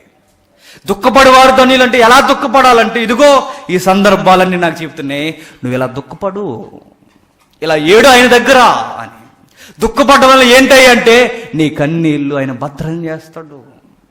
దాని మీద కూడా స్కోర్ ఉంటుందట, దాని మీద కూడా మనకి ప్రతిఫలం దేవుడు దయచేస్తాడట. ధన్యత ఎలా వస్తుందయ్యా అంటే నీ పాపాలు ఎప్పుడైతే క్షమింపబడ్డాయో ఏడ్చేవారిని చూసి ఆయన దగ్గరకు వచ్చి ఏం చేస్తాడో తెలుసా, హత్తుకొని రక్షణిస్తాడట. ఎవరు ధన్యులు అంటే సిరి సంపదలు ఉన్నవాడు ధన్యుడు కదట, సమాజంలో పేరు ప్రఖ్యాతులు ఉన్నవాడు ధన్యుడు కదట, సొసైటీలో ఆయనకంటూ ఒక పదవి ఉన్నవాడు ధన్యుడు కదట. మరి ఎవరు ధన్యుడయ్యా అంటే దేవుడి దృష్టిలో విరిగి నలిగిన హృదయం కలిగిన వాడే ధన్యుడట. మరొక మంచి మాట చూద్దాం. కీర్తన 34వ కీర్తన 34వ కీర్తన 18వ వచనం. 34వ కీర్తన 18వ వచనం. విరిగిన హృదయం గల వారికి, నలిగిన మనసు గల వారికి ఆయన రక్షించును. ఎంత బాగుందో చూడండి. విరిగిన హృదయం గల వారికి ఏంటట, ఆసన్నుడు అంటే సమీపముగా వచ్చేస్తాడట, వెళ్ళలేడట. మనం దేవుని దగ్గర ఎప్పుడు గుర్తుపెట్టుకోండి, ఎప్పుడో పురాణ గాథలో, ఎప్పుడో బ్లాక్ అండ్ వైట్ మూవీలో చూసాం మన భారత కథ. అది ఎంతవరకు వాస్తవా ఏదైనా తర్వాత విషయం. ఆ పురాతనమైన కథలు ఏంటంటే ఒక ఆవిడ ఏం చేస్తుంటుంది, వెనకే వెళ్ళిపోతుంటుంది అనమాట. ఆయన వాహనం వేసుకుని సీరియస్గా వెళ్ళిపోతూ ఉంటాడు. ఆ వాహనం ఏంటో మీకు తెలుసు, ఏంటది? అదన్నమాట ఇశ్రాయేలు చేశారు కదా అరణ్యంలో, అది వేసుకుని ఆయన వెళ్ళిపోతుంటే ఈవిడ వెనకే వచ్చేస్తుంది. పద్యాలు 1-2 కాదు, ఇంకా మనకు అర్థమే ఏడిసే కదా, పాత సినిమా చూసుకోలేం. కానీ ఆ పద్యం మొదలెట్టేది ఆవిడ ఏడవడమే, ఏడుస్తూ. చివరికి ఆవిడ భరించలేక ఏం చేయమంటావమ్మా అంటే నా యజమాని వదిలే అని అడిగింది. కథ ఏదైనా కానీ కొంచెం అక్కడ ఒక మంచి టెంప్టేషన్ ఉంది. ఏంటంటే ఏడిస్తే దైవం కదలలేదు, ఆసన్నుడైపోతాడట. మరొక వింతైన కథ ఏంటంటే గుర్తుపెట్టుకోండి, ఒకడు ఏడ్చాడంటే బాగా ఏడిస్తే వాడిని తీసుకెళ్ళిపోయి ఆకలి దప్పులతో ఇలా అలమటించిపోతుంటే బాగా గుర్తుపెట్టుకోండి, శబాస్ నువ్వు, ఈ పదం అనొచ్చు అనకూడదు. ఈ రాత్రి మహోత్సవాల్లో కూడా, ఆ రాత్రి మహోత్సవాలు దేని రాత్రి మహోత్సవాలు అంటారో ఎదురొక పదం ఉంటుంది, ఏంటి అది. ఈ రాత్రి మహోత్సవాల్లో కూడా ఉపవాసం ఉన్నవరా భక్త, అందుకే నువ్వు వచ్చావు కైలాసానికి అన్నాడట. అప్పుడు అన్నాడట, అయ్యా నేను ఉపవాసం ఉండక కాదు, ఆ ఇంటికి వెళ్ళాను ఈ ఇంటికి వెళ్ళాను, ఎవడ అనమెట్టకపోయేసారు కదా, ఆ ప్లాట్ఫామ్ మీద పడుకుని ఏడుస్తున్నాను. ఈ లోపల నువ్వు అది దాన్ని టెంప్ట్ అయిపోయి తీసుకొచ్చేసావు. ఇది కదా. కానీ బైబిల్ దేవుడు చూడండి, నువ్వేదో చేసాను టెంప్ట్ అయిపోడు, నీ హృదయాలట దగ్గరగా చూస్తాడట. నువ్వు ఎలా ఏడుస్తున్నావో గమనిస్తాడట. నువ్వేదో బుల్లు దుఃఖాలు పై కోటింగ్ కొడితే ఆయనకి తెలుసు, ఆయన బయట ఉన్న గాథలో ఉన్న ఆ కల్పింపబడిన దేవుడు కాదు. ఈ దేవుడు మానవ హృదయాలు ఎరిగినవాడు. ఏడ్చేవారు ధన్యులు. మరొకసారి ఆ మాట చదవండి. మత్తయి సువార్త 5వ అధ్యాయం ముగించుకుందాం. మత్తయి సువార్త 5వ అధ్యాయం 4వ వచనం. దుఃఖపడువారు ధన్యులు, వారు ఓదార్చబడుదురు. దుఃఖపడువారు ధన్యులు. మరొకసారి వెనక్కి. లోకం ఏమంటుంది? సంతోషంగా ఉండేవారు లైఫ్ అంటే వాడిదిరా అంటాను. లోకం ఏమంటదంటే ఎప్పుడు ఫ్యామిలీతో ఎంజాయ్గా ఉండేవారు జీవితాలంటే వాళ్ళ ధన్య జీవితాలంటే చూడండి ఎంత హ్యాపీగా ఉంటున్నారో అంటారు.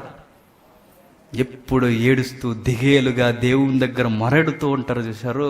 వాళ్ళ లోకం దృష్టికి దరిద్రులు, దీనులు, పనికిరాని వారు, సమాజంలో పేరునికి లేనివారు. కానీ దేవుని దృష్టిలో ధన్య జీవులు, గొప్పవారు. మనం ఏడవాలి.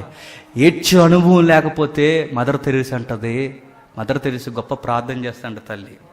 ఆవిడేమంటో తెలుసా? గొప్ప ప్రార్థన చేస్తూ ఆవిడేమని పలికేదంటే పదే పదే ప్రార్థనలు ఏం పలికేదంటే, నాకు ప్రార్థించడం నేర్పించు అని అడిగేదట. ప్రార్థించడం నేర్పించమని ఏ రోజన్నా ప్రార్థన కొరకు ప్రార్థన చేసామా? ఏదైనా 4 ముక్కలు అలాగా అసెంబ్లీలో చదివినట్టు చదువుతాం మనం. భారతదేశం మాతృభూమి అన్నట్టు చెప్పకపోయినా అలా కలిపి వెళ్ళిపోతుంది అక్కడ. కానీ విచిత్రం ఏంటో చూడండి, కనీసం ప్రార్థన, దేవా నాకు ప్రార్థించడం నేర్పించి ఎలా మాట్లాడాలయ్యా అంటే యేసుస్వామి చెబుతున్నాడు. యేసుక్రీస్తు వారు అంటున్నారు కొండ మీద ప్రసంగంలో, రోదన చేస్తూ దుఃఖపడుతూ ఆ దేవుని దగ్గర ఏడండి. ప్రార్థన ఎలా చేయాలంటే కొండ మీద ప్రసంగంలో ఎక్కువగా ఆ మాటలు ఎక్కడ ఒత్తిడి తీసుకొచ్చేవంటే ప్రార్థనలో తీసుకొచ్చేవే. దీనులైన వారు ధన్యులు అంటే, దీనుడు అనగానే ఏంటి? సైలెంట్గా ఉండేవాడని కాదు. దీనుడు అనగానే నా ఆత్మీయ స్థితి ఏంటో నాకు అర్థం అవడం, నాకెంత పాపపు రోగం ఉందో నాకు అర్థం అవడం, దేవుని యొక్క ఔన్నత్యం ఏంటో నాకు అర్థం అవడం, దేవుని ముంగిటి నేను నిలవలేనని నాకు అర్థం అవడం, నా ఆత్మ ఎంత కల్మసంతో నిండిపోయిందో నాకు అర్థం అవడం. అప్పుడు నేను చెప్పాలి, నేను పనికిరాని వాడిని, నన్ను నేను ఒప్పుకొని దేవుని దగ్గర నా స్థాయి ఏంటో నేను ఒప్పుకుంటే అది దీనత్వం. యాకోబు ఒప్పుకున్నాడు, నేను దీనుడను అని. ఏమయ్యాడు? ధన్యజీవయ్యాడు. పాపాత్మరాలు ఒప్పుకుంది, నేను దీనురాల్ని, పాపాత్మురాలని. ఏమైంది? అది దీనత్వం అంటే. ఏదయ్యా దీనత్వం అంటే? అందరి దగ్గర వీడు చాలా సైలెంట్గా ఉంటాడని చెప్పించుకోవడం కదా. దీనత్వం అంటే ఏంటంటే, దేవుని ఎదుట ఏమాత్రం నేను మాట్లాడడానికి నాకు ధైర్యం లేదని నాకు అర్థం అవడం అంట. అది దీనత్వం. దీనత్వాన్ని గురించి ఒక రమ్యమైన కీర్తన ఉంది. ఆ కీర్తన మీద ఎన్నో సాంగ్స్ రాశారు క్రిస్టియానిటీలో. కానీ ఆ కీర్తన ఎన్నిసార్లు చదివినా దీనత్వం వస్తుంది. చదువు ఒకసారి 51వ కీర్తన, 51వ కీర్తన త్వరగా 51వ కీర్తన 2వ వచనం నుండి.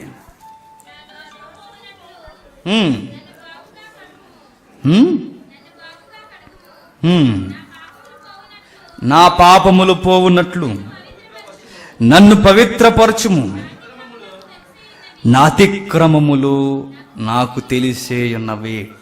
సందర్భం ఏంటో మీకు తెలుసు. చిన్నటి అక్షరాలు ఉన్నాయి చూడండి.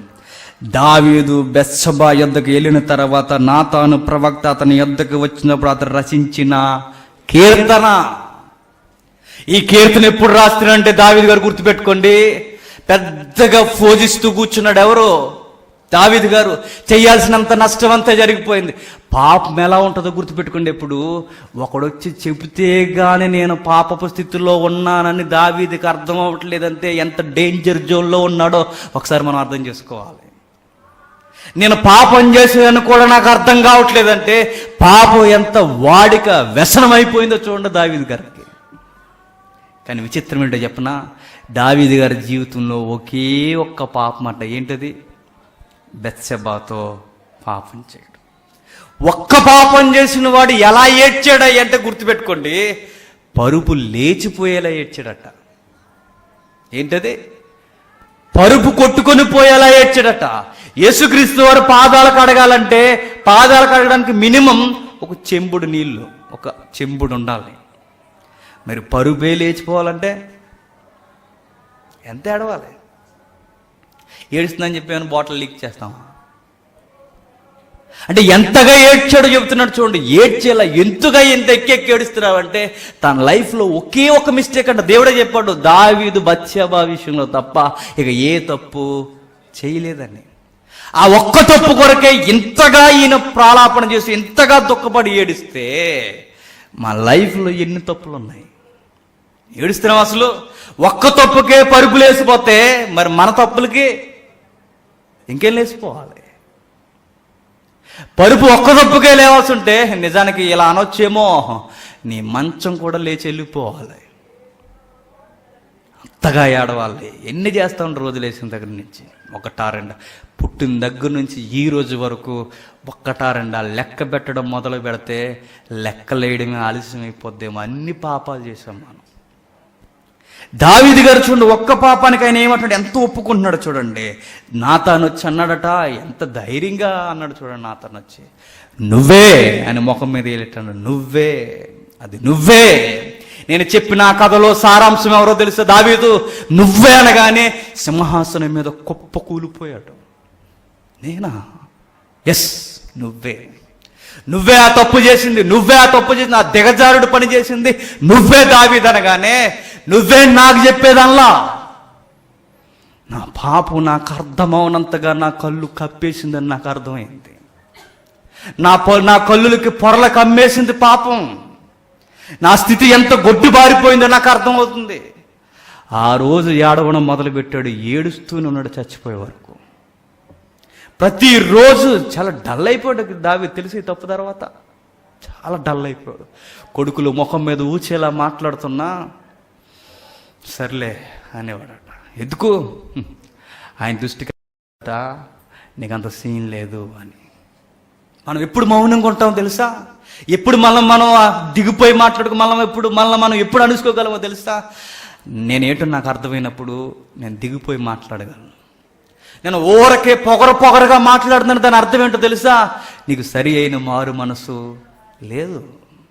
నువ్వు ప్రతి ఒక్కడి జీవితాల్లో ఇది ఉంది అది ఉందని చూపిస్తున్నావంటే, స్పర్జన్ గారు అన్నట్టుగా గుర్తుపెట్టుకోండి, ఒకళ్ళలో నీకు నలుసులు కనబడుతున్నాయంటే దూలం ఎక్కడో లేదు, నీలోనే ఉందే అన్నాడు.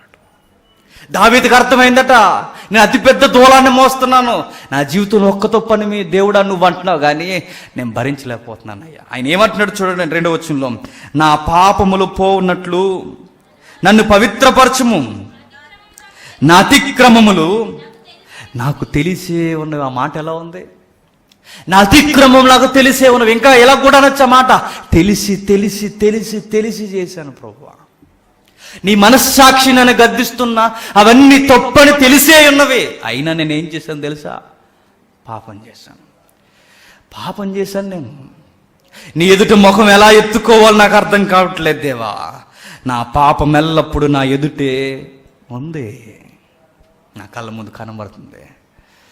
నాకు తెలిసి భార్యగా చేసుకున్నాడు కానీ కుమిలిపోయి ఉండాలి. ఎవరు? చచ్చిపోయేంత వరకు కూడానే తిరిగింది. ప్రతిరోజు ఆయనకు తప్పు దోపుచ్చులాడుతూనే ఉండాలి. ఏడుస్తున్నాడు. ఎంతగా ఏడుస్తున్నాడంటే ఓపెన్గా ఒప్పుకుంటున్నాడు, నా అతిక్రమలు నాకు తెలిసే ఉండబోయి. నాకు తెలుసు కనుక నా హృదయాన్ని చింపుకొని అడుగుతున్నాను, ప్లీజ్ నన్ను క్షమించవా అని అడుగుతున్నాడు. దేవుడిని ఎలా ఒప్పుకుంటున్నాడు చూడండి. ఎలా దుఃఖపడాలి అని ప్రభువు చెప్తున్నాడు. దుఃఖపడేవారు ధన్యులంటే నేను ఎలా దుఃఖపడాలంటే, ఇదిగో దావీదు దుఃఖపడుతున్నట్టుగా దుఃఖపడు. నేను పాపాత్ముని, నా అతిక్రమములన్నీ నాకు తెలుసు, నేను ఎంత దౌర్భాగ్యపు కార్యాలు చేస్తున్నానో నాకు తెలుసు. Please my lord, please give me grace. నీ గ్రేస్ నాకు అవసరం, నీ కృప నాకు అవసరం. నువ్వు లేకపోతే నేను బతకలేను, నన్ను దూరం చేయొద్దు. 7వ వచనం ఎంత మాట అంటున్నాడు చూడండి. 7వ వచనంలో, నేను పవిత్రునగున్నట్లు ఇస్సోపుతో నా పాపమును పరిహరింపుము, హిమము కంటే తెల్లగా నుండినట్లు నన్ను కడుము. హిమము కంటే తెల్లగా ఉండినట్లు ఎంతగా క్షమించమంటున్నాడు తెలుసా? హిమము కంటే, హిమము అంటే మంచు ఉన్న ప్రకృతిలో ఉన్న వాటి అన్నిటికన్నా తెల్లగా ఉంటుంది. టైడ్ కన్నా ఎలా వెళ్ళిపోతుంది కదా ఈ మధ్య, దానికన్నా తెల్లగా ఉంటుంది. ఏది? మంచు.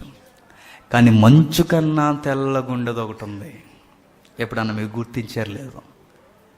మంచు కన్నా తెల్లగా ఉండేది ఏంటని చెప్పిన, యేసుక్రీస్తు యొక్క మహిమ. ప్రకటన గ్రంథంలో ఉంటుంది, మనకు తెలుస్తుంది. ఆయన తెల్లటి వస్త్రం అంటే మంచు కన్నా తెల్లగా, ఏ సాకులే అంత అలా ఉతకలేడట. మంచు కన్నా తెల్లనది ఏంటయ్య అంటే యేసుక్రీస్తు వారికి ఉన్న ఆ పరిశుద్ధ, ఆ హోలీనెస్. అలాంటి పరిశుద్ధత నాకు ఇవ్వయ్యా ప్రభు, లాంటి పరిశుద్ధత నాకు ఇవ్వు తండ్రి. యేసుక్రీస్తు లాంటి ఆ పరిశుద్ధ జీవితాన్ని నాకు మరలా ఇవ్వు. నేను అనుకుంటే తెచ్చుకోలేను, నువ్వే నన్ను కడగాలి. నీ దృష్టికి నేను ఎలా ఉన్నాను 4వ వచనంలో చెప్తున్నాడు, నీ దృష్టి ఎదుట నేను చెడుతనము చేసి ఉన్నాను, కావున ఆజ్ఞ ఇచ్చినప్పుడు నీవు నీతిమంతుడిగా అగుపడదువు. తీర్పు తీర్చినప్పుడు నేను పాపములో పుట్టినవాడును, పాపములోనే నా తల్లి నన్ను గర్భము ధరించెను. నీవు అంతరంగములో సత్యము కోరుచున్నావు. నా హృదయంలో నువ్వేం కోరుతున్నావు తెలుసా? సత్యము. సత్యం అంటే నా హృదయం ముందు వాక్యం ఉన్నప్పుడు నా త్రోవలు ఎలా ఉంటాయి? సరిగ్గా ఉంటాయి. ఎప్పుడు మనం తప్పుడు మార్గాలు తొక్కుతామంటే హృదయంలో వాక్యం లేనప్పుడు. సత్యం అనగానే మరొక అడ్రస్ ఏంటో చెప్పనా? యథార్థముగా ఒప్పుకోవడం. నా హృదయంలో సత్యముంచు, ఒప్పుకునే మనసుంచు, నీ వాక్యాన్నుంచు.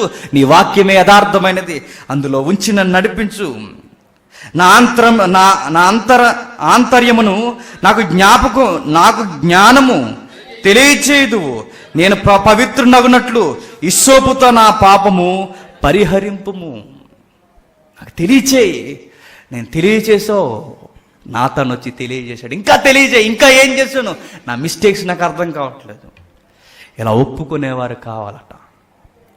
బ్రదర్, మీరు ఈ మిస్టేక్ చేస్తున్నారంటే ఎక్కలేని పౌరుసు మనకు తనకొచ్చేస్తుంటుంది. కానీ దావీదు ఏమంటున్నాడు తెలుసా? అలా తెలియజేయి ప్రభువా. ఎంతమంది చేత గద్దిస్తావో గద్దించు, నా పాపం, నా స్టాండింగ్ ఏంటో నాకు తెలియచేయి. నా తానుతోనే కాదు, అవసరమైతే ఎంతమందిని పంపిస్తావో పంపించి గద్దించు, తెలియజేయి.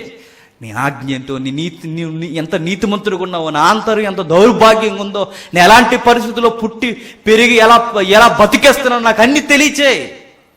నాకు అర్థమవుతున్నాయి అన్నీ. ఈరోజు చూడండి, పొరపాటున ఎవరికన్నా వర్తించేలా మాట్లాడామనుకోండి, దాని మీద రవస అయిపోతుంది. ఈరోజు పాపం ఒప్పుకోలే నువ్వు దేవుని ఎదుట నీతిమంతుడిగా నిలబడగలవా? ఒకవేళ నిన్నెవడైనా గద్దిస్తే ఆ రోజు ఇంటికి పోయి, దేవా నాలో ఇది ఉందా, క్షమించవయ్యా అని ఏడ్చేయి. అప్పుడు మనకేమవుతుందట? ధన్యత. కానీ మనం ఏం చేస్తాం తెలుసా? దుఃఖపడనరా అంటే మనల్ని ఎవడైనా దుఃఖపరిచేలా మాట్లాడితే చాలిక ఆడికి దుఃఖం కలగజేస్తాము, అన్నోడికి.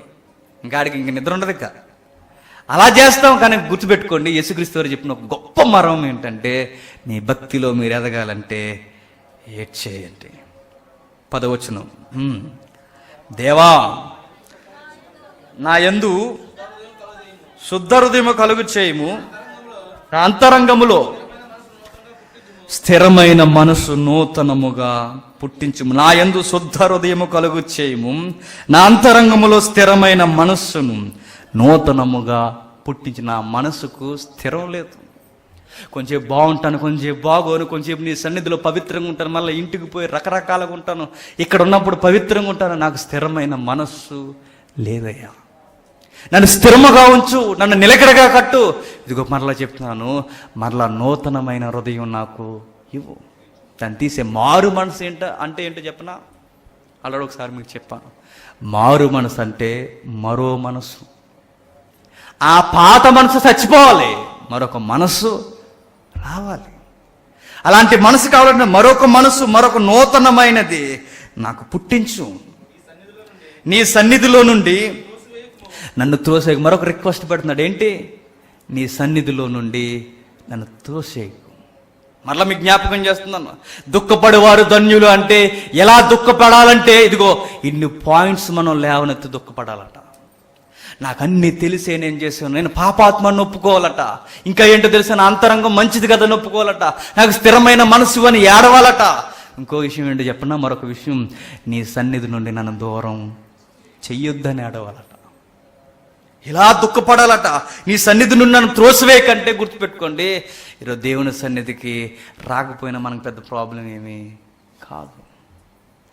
ఎప్పుడు గుర్తుపెట్టుకోండి, రాకపోవడానికి కారణాలు ఏంటంటే పెద్ద కారణాలు ఏముండవు. ఏమైనా ఉంటాయి కారణాలు?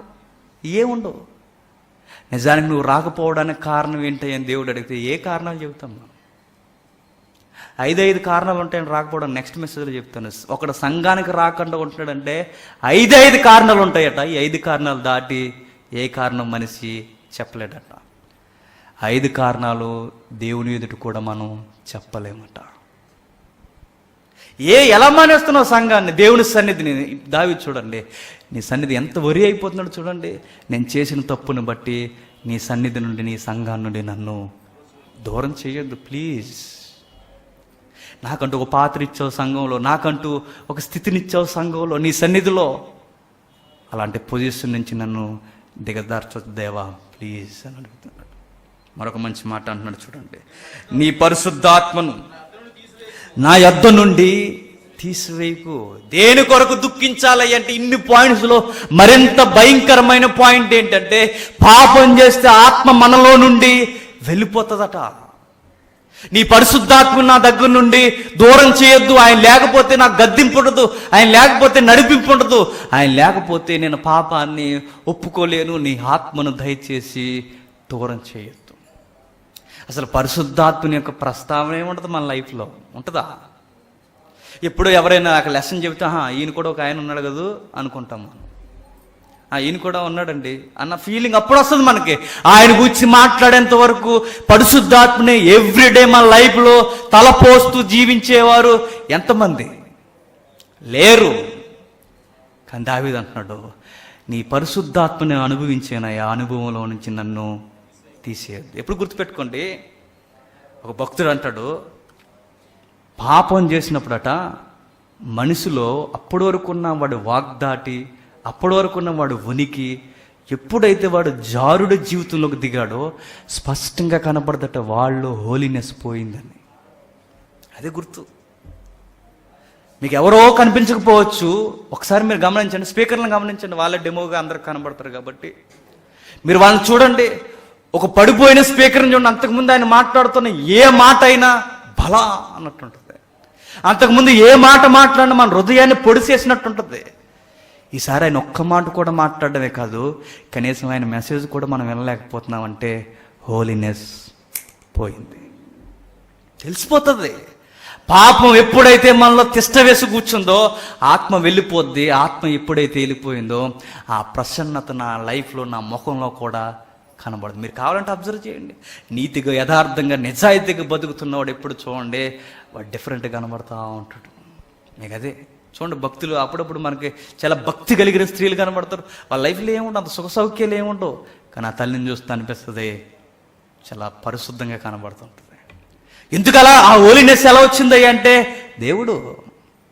అలాంటిది నా దగ్గర నుంచి తీసేయొద్దు ప్రభువా.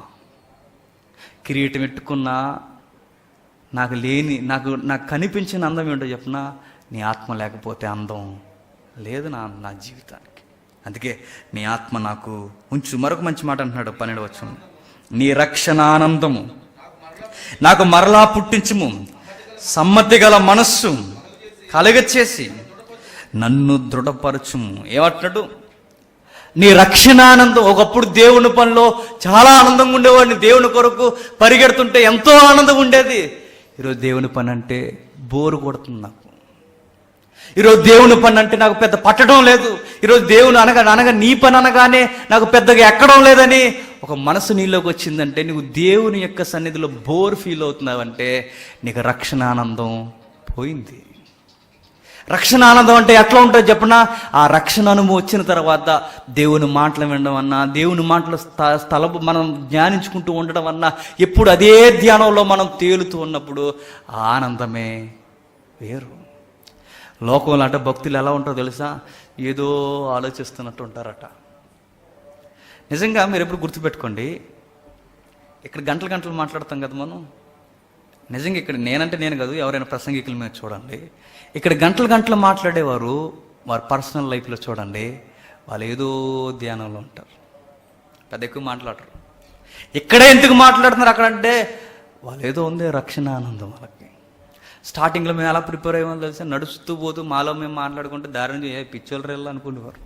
అంటే అలా ప్రిపేర్ అయ్యేవాళ్ళు లెసన్స్, అంటే ఎవరికో చెప్తున్నట్టు అనమాట. అలా ప్రిపేర్ అవుతుంటే అది వద్దన్న వచ్చేది మైండ్.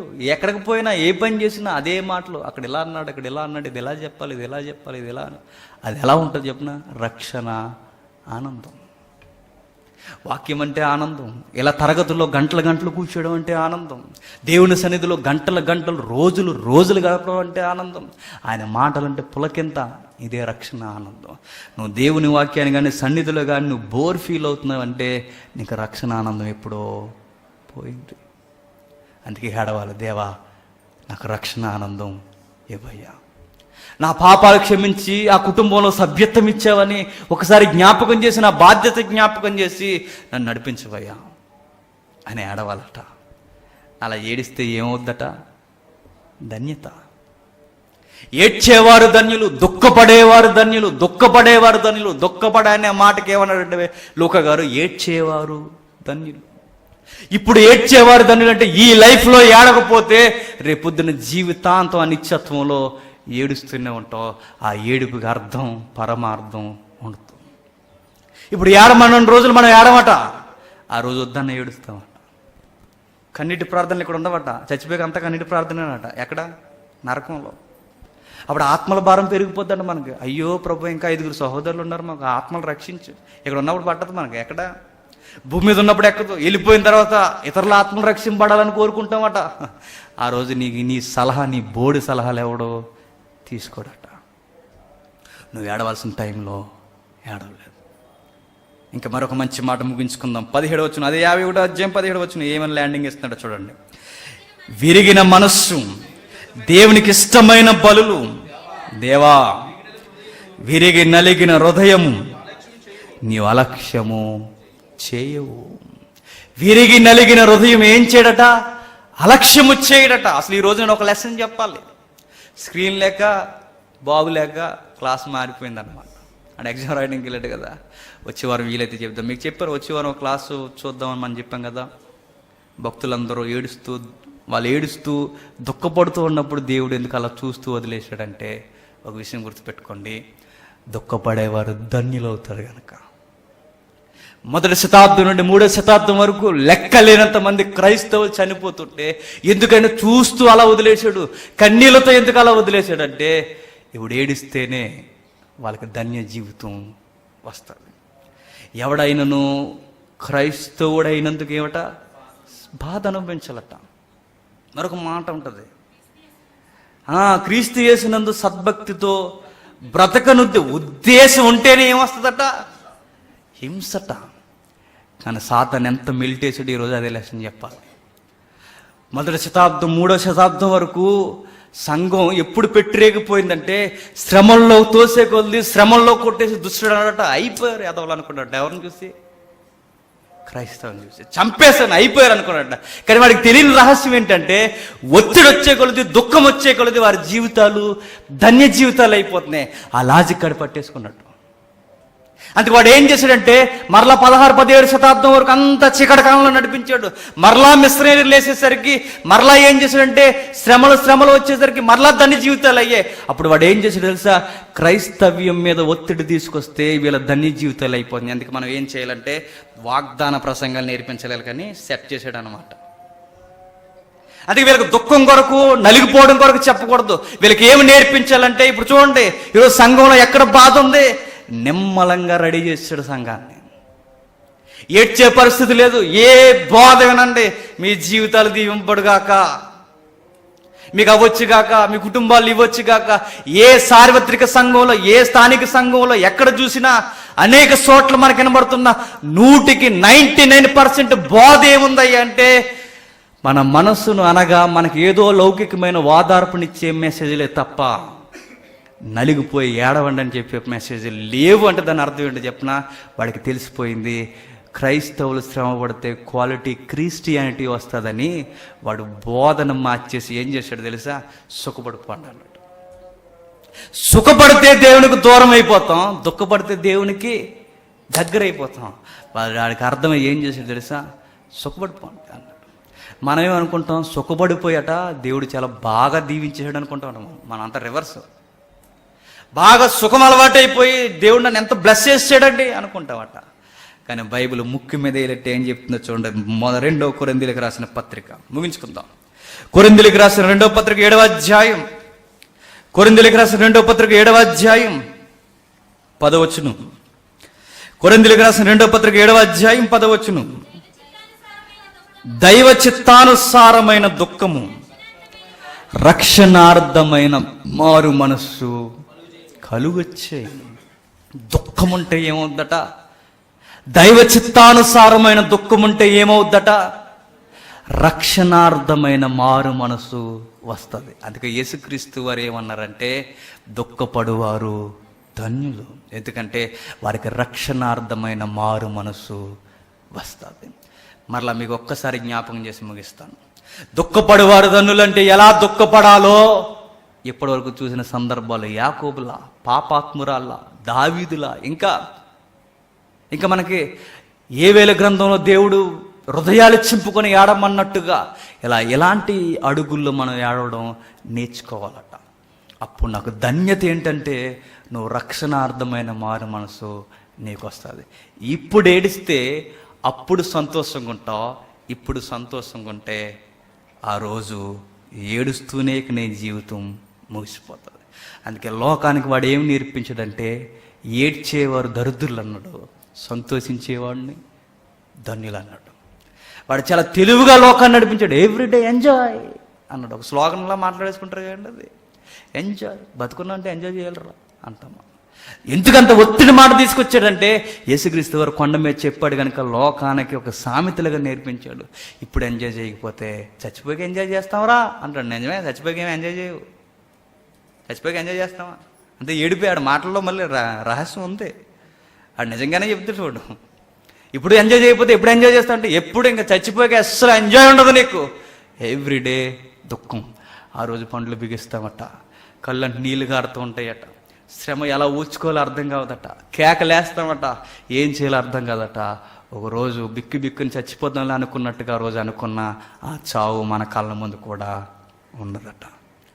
మీకు ఆ సీన్ అంతా అర్థం లేదు. ఒక రోజు నరకం కోసం ఒక మంచి వీడియో ఉంది, అది వేస్తే నిజంగా చాలా భయం వేస్తుంది మనకి. అది చూసి మీరు భయపడిపోయి మారడం మళ్ళీ అది మారు మనసు కాదు, అది మళ్ళీ అది వచ్చిన గొడవ. మీరు నిజంగా మారాలంటే ఇప్పుడు గుర్తుపెట్టుకోండి, నిజమైన మార్పు ఏంటంటే నా పాపాలు నేను ఒప్పుకోవడం, నా స్థితిని నేను ఒప్పుకోవడం, ఆయన ఎదుట నా హృదయాన్ని కుమ్మరించి తప్పు చేశాను దేవా అని ఒప్పుకోవడం. దుఃఖపడువారు ధన్యులు, వారు ఓదార్చబడుదురు. ఎప్పుడు ఇక్కడ ఓదార్చబడతాడు ఇరుగు నలిగిన హృదయాన్ని, ఇక్కడ ఇరుకులలో విశాలత ఇస్తాడు, శాశ్వతంగా ఓదార్చబడతాడు. ఆ ధన్య జీవితం మీకు కావాలంటే మీ జీవితాల్లో ఏమేమి లోపాలు ఉన్నావో వాటన్నిటి కొరకు ఏడవండి. మోమాటం లేక ఏడవండి, సిగ్గుపడకుండా దేవుని దగ్గర ఏడవండి, తలుపులు వేసుకుని ఏడ్చేయండి. ఎంత ఏడవాలో అంత ఏడ్చేయండి. ఈ కన్నీటి ధారలు ఒకరోజు భద్రం చేయబడి నీ ఎదుటికి తీసుకురాబడతాయి. ఆ ధన్యజీవులుగా మీరు అందరూ ఉండాలని ప్రార్థిద్దాం. కళ్ళు మూసుకోండి. ప్రార్థన. దేవా, మీ కుమారుని ద్వారా పలికించిన మాటలు తండ్రి ఎంత లోతైనవో ఆశ్చర్యం కలుగుతుంది తండ్రి. సంతోషమే జీవితం అనుకునే సుఖభోగాల కొరకే ప్రార్థించే మా జీవితాల్లో తండ్రి దుఃఖపడడం ఎంత ప్రాముఖ్యమైనదో మీరు తెలియజేశారు తండ్రి. కావాలని దుఃఖపడక తండ్రి, మా హృదయాలను చింపుకొని మా పాపాలను ఒప్పుకొని తండ్రి విరిగి నలిగిన హృదయంతో మీ చెంతకు రావడానికి మమ్మల్ని నడిపించండి. విన్నవారందరినీ జ్ఞాపకం చేసుకోండి తండ్రి. విలువైన ఆజ్ఞను తండ్రి, విలువైన వాగ్దానాన్ని కూడా తండ్రి నెరవేర్చే పిల్లలుగా మమ్మల్ని అందరినీ తీర్చిదిద్దండి. విన్నవారందరినీ జ్ఞాపకం చేసుకోండి తండ్రి. వారి జీవితాల్లో ఏవైతే చీకటి కోణాలు ఉన్నావో వాటన్నిటిని ఒప్పుకునే మనసును వారికి దయచేయండి తండ్రి. చెప్పిన మేము తండ్రి కేవలం చెప్పేవారుగా మిగిలిపోక మమ్మల్ని మేము మోసం చేసుకున్నాక మా బ్రతుకుల కొరకు కూడా మేము ఏడవడానికి ఏడ్చే మనసుని ఇవ్వండి తండ్రి. ఏడ్చేవాడే తండ్రి మగసిరి గలవాడని సెలవిచ్చారు తండ్రి. ఆ మగసిరి గలవాడిగా మేము ఉండడానికి మమ్మల్ని నిలబెట్టండి తండ్రి. లోకంలో ఏడ్చేవారిని ఆడంగి తలంగార వారు అన్నారు తండ్రి. ఏడ్చి మీ దృష్టిలో తండ్రి పురుషులుగా మీరు కోరుకున్న పురుషత్వాన్ని కలిగి తండ్రి మీ ఎదుట నిలబడడానికి మమ్మల్ని నిలబెట్టండి, కాపాడండి. మీ ఆత్మ సహాయంతో మమ్మల్ని నడిపించండి. సంఘానికి దుఃఖ హృదయాన్ని దయచేయండి తండ్రి. దుఃఖపడేవారిని సంఘంలో పుట్టించండి తండ్రి. ఏడ్చేవారిని తండ్రి సంఘంలో లేపండి. వారి ద్వారా ఇంకా గొప్ప కార్యములు జరిగించేలా తండ్రి వారి హృదయాల ద్వారా మేము పొడవబడడానికి అంటే ధన్య జీవితాన్ని మా మధ్య పుట్టించండి, నిలబెట్టండి తండ్రి. ఎవరైతే తండ్రి ఈ మాటలకు దూరంగా ఇదే నాన్న దూరం అయ్యారో వారిని క్షమించండి. వారిని ప్రేమించి తండ్రి ఈ మాటలు తెలుసుకునే అవకాశాన్ని వారికి అనుగ్రహించండి. వారి ప్రయాణాల్లో తోడు అనుగ్రహించండి. తిరిగి మరలా తండ్రి మరొక దినాన్ని మేము విస్తరించి మాట్లాడుకోవడానికి అనుకూలమైన సమయమును జ్ఞానమును మాకు అనుగ్రహించండి. సాయంకాలం జరుగుతున్న తండ్రి సభలో కూడా మీరు తోడును అనుగ్రహించండి. విస్తరించి మాట్లాడుకోవడానికి అనుకూలమైన సమయమును జ్ఞానమును మాకు అనుగ్రహించండి. ఈ ప్రతికూల సమయంలో అనుకూలమైన సమయమును మీరు అనుగ్రహించినందుకు మేము కృతజ్ఞతాస్తుతులు చెల్లిస్తూ క్రీస్తున్నామని ప్రార్థన సమర్పిస్తున్నాము తండ్రి. ఆమేన్. సెలవు.